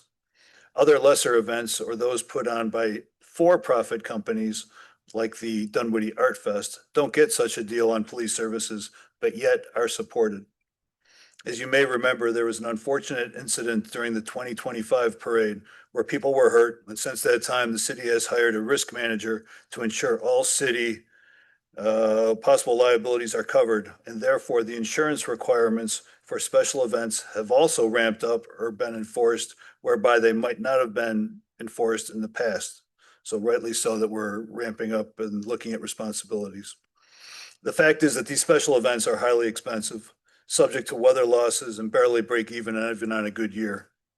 Based on the now mandatory insurance costs being paid by the nonprofit hosting the event, inquiries were made to the city in April of 26 about adding a financial sponsorship of $5,000 above the already generous donation of police services in order to cover the insurance costs. This cash donation is allowed by the city as per the 2018 policy that we have in effect in section 4A. Unfortunately, meetings were held and it was decided that no cash donation would be made at that time. Numerous special events have fallen off the nonprofit calendars over the years for lack of financial efficiency. Therefore, I ask that this matter be brought to the full council for discussion prior to the mayor's budget in a few months, as I believe supporting an organization like the Dunwoody Homeowners Association, as well as Dunwoody Preservation Trust, with a minor cash donation to cover these premier special events insurance costs is much cheaper than having the DHA drop the parade, whereby the cost for the city to then take over and run the event would be astronomically more than the seed money donation to keep the current event viable.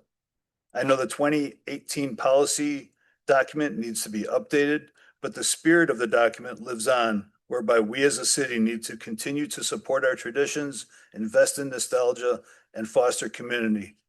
Just my 2 cents. I think it's time to look at doing what we do, and if we need to do more, we need to do so. Thank you. Okay, thank you. So we will, go ahead, Rob. Just want to throw out, we need to do some defining, I think. Yes, You know, because what like is a you got- legacy event? right. What are the criteria for support? Right. Is there going to be a sliding scale of support? Right, that's right. So I'm fine with investigating this, but I think there's a lot of factors we got to think about. Yes, and I think that just like the email we got the other day, I think we had to be really careful in how we define a legacy event and what that looks like. And I'm not okay like with for-profit stuff. And so I think that we will work on that. Staff will work on that. Um, Anybody else? Yeah, Madam Mayor. Yes. So, are we asking, like looking at our other sister cities analyses, do they have policies in writing? And other question to ask is, if, John, you mentioned a document in 2018, Also in place right now. maybe we should be, provided that to refer to and take a look at. Are we gonna do staff internal, analysis on this? I'll send that policy. to all of Thanks, thank you. So, Madam Mayor, are you looking at just tasking staff to come back with some samples and presenting to us? Or Yeah, let me wrap my mind around what in the past, like for the event update, I had a couple of council people volunteer to do it with staff. Let me figure it out. Let me see what it is. One of the things, right? I know y'all did it, but what I'm saying is that one of the things that makes us different than some of the older cities is, or even Sandy Springs, which is an old, newer, not, it's older than us, but it's relatively new, I guess, is that we had this vibrant history of events that preceded cityhood. And so how we move forward with, what we just have to figure it out. We have to figure it out. And we have to figure out if it's a one-time, one-year thing. We have to figure out the sliding scale. We have to figure out if they make money versus if they lose money. And then also just how much influence we will have over how they spend their money. Is it okay to say to them, yes, but, or no, you must? And so we'll work on all that internally as well as look what other cities do. I would like to know what we put in terms of Income. how much the police cost for every event. And that's been a sticking point too in the past a little bit. So I think talking about all this, because it's not just the cost of insurance that's gone up. I think police officers now make $80 an hour to work at Lemonade Days, but that might be fiction. But it's a lot bigger than it was pre-pandemic. So a lot larger number. Go ahead. Couple things. We are listed as a sponsor for both the parade and Lemonade Days, and we do sponsor it. When you said and look at what they spend their money on, just for the public, to put it out there, the DHA spent $10,000 to be a sponsor of Envision Perimeter, but then somehow came to us for the $5,000 for the insurance that they knew that they had to have for this year. We always say that public safety is our number one task that we're tasked with, and we've spent $132,000 on barricades for public safety for our signature events to make them safer. So to say that we're not contributing, what is enough? It's not a cash handout. It's $132,000 to make the public safer. So I would say that is not nothing. That is very significant, and that is a sponsor. But it's also something that we have to do. We spent about $21,000 on overtime for the parade. So again, not a cash handout, supporting the signature event. And I kind of look to everyone, and we need to ask those questions. We have butterflies at the nature center, and I don't want to get too in the weeds, but what's not working? What problem are we solving? Because Dunwoody Preservation Trust pays for their insurance. DHA pays for their insurance. We want to support them in these signature events, but I feel like we do. So I want to know. We do absolutely support them. So I want to know at the end, like, what's the ask? Like, and what That's what we problem don't are know we, yet. what problem are we solving? Problem we may be solving is a group's inability to put on an event, but we need to step back and look at all this and figure out if there's just give us a few weeks, people, please. Let us figure out. I understand. The problem is one group asked for funds. Now other groups have come forward to ask for funds. And do we get, if we give one, do we have to give all? Do we give none forever? Do we have a safety net? I'm just asking, I'm not, and also, are there other tools in our toolbox that we may be able to use to mitigate some of these costs? And so go ahead. Yeah, no, I think we just need a consistent policy across the board for this. As far as what our sponsorship's gonna be, what level it is, and I would caution against, like, I would say we should focus more on this is what our financial contribution to an event will be, a total dollar cost, rather than we're gonna pay for the insurance, because I don't know if there's any liability issue if the city of Dunwoody pays for the insurance policy, well, then are we the liable party in that situation? And that's just one example. I could be anything else. So I think any financial contribution we make to these events should just be it could be in kind with obviously the cost we do with police. If there's anything on top of that, I don't think it should be, in my opinion, specific to anything. Just that it would just be a sponsorship fund and let the organizers figure out where to put it. I think that protects the city a little more than if we just pay for a certain element. Yeah, well, that's a good way to look at it, Joe. And also closely related is the synergies that we can assist with and bringing forth assistance. So if you think about the Great 4th of July parade, and you've got 2 or 3 people, and if they decide they're just no longer around in Dunwoody, or just something happens to them, the parade may not happen. So we want to institutionalize that knowledge and potentially come back and say, who is around? And every year, are we going to just go ahead and say, well, you know, we're going to pay 30 grand for a person to pay for that, and do that as a paid professional to make sure it happens, and it's going to hang its hat under some organization. Right. I think those are all really important questions that we will work, because I agree. Like, to me, it's not even a question. The show has to go on for some of these events. Pre-pandemic, because I've given this a lot of thought, I used to be pretty convinced that if something happened to some of these organizations, that the public would step up and save their beloved institutions, but people are just not volunteering as much as they used to. And so it's a much bigger lift than I thought it would be. And we know already that these organizations struggle to replace their volunteers who leave. I had a friend who volunteered yearly for the parade, and in order to get out of it, she had to leave town on the 4th of July because they wouldn't let her quit. And so I think that this is all a really valuable discussion. And I think it's not really about one thing. It may feel like it's about one event, but it's really about a whole calendar full of events. And so I appreciate all your input, and we will bring something to you. All right. I think we're done. Eric, any comments? No executive sessions needed this evening, Mayor. Council comments? Go ahead. Good, adjourn. Moved by Joe. Second. Second by Catherine. All in favor, say aye. Any opposed? Thank y'all. Good meeting.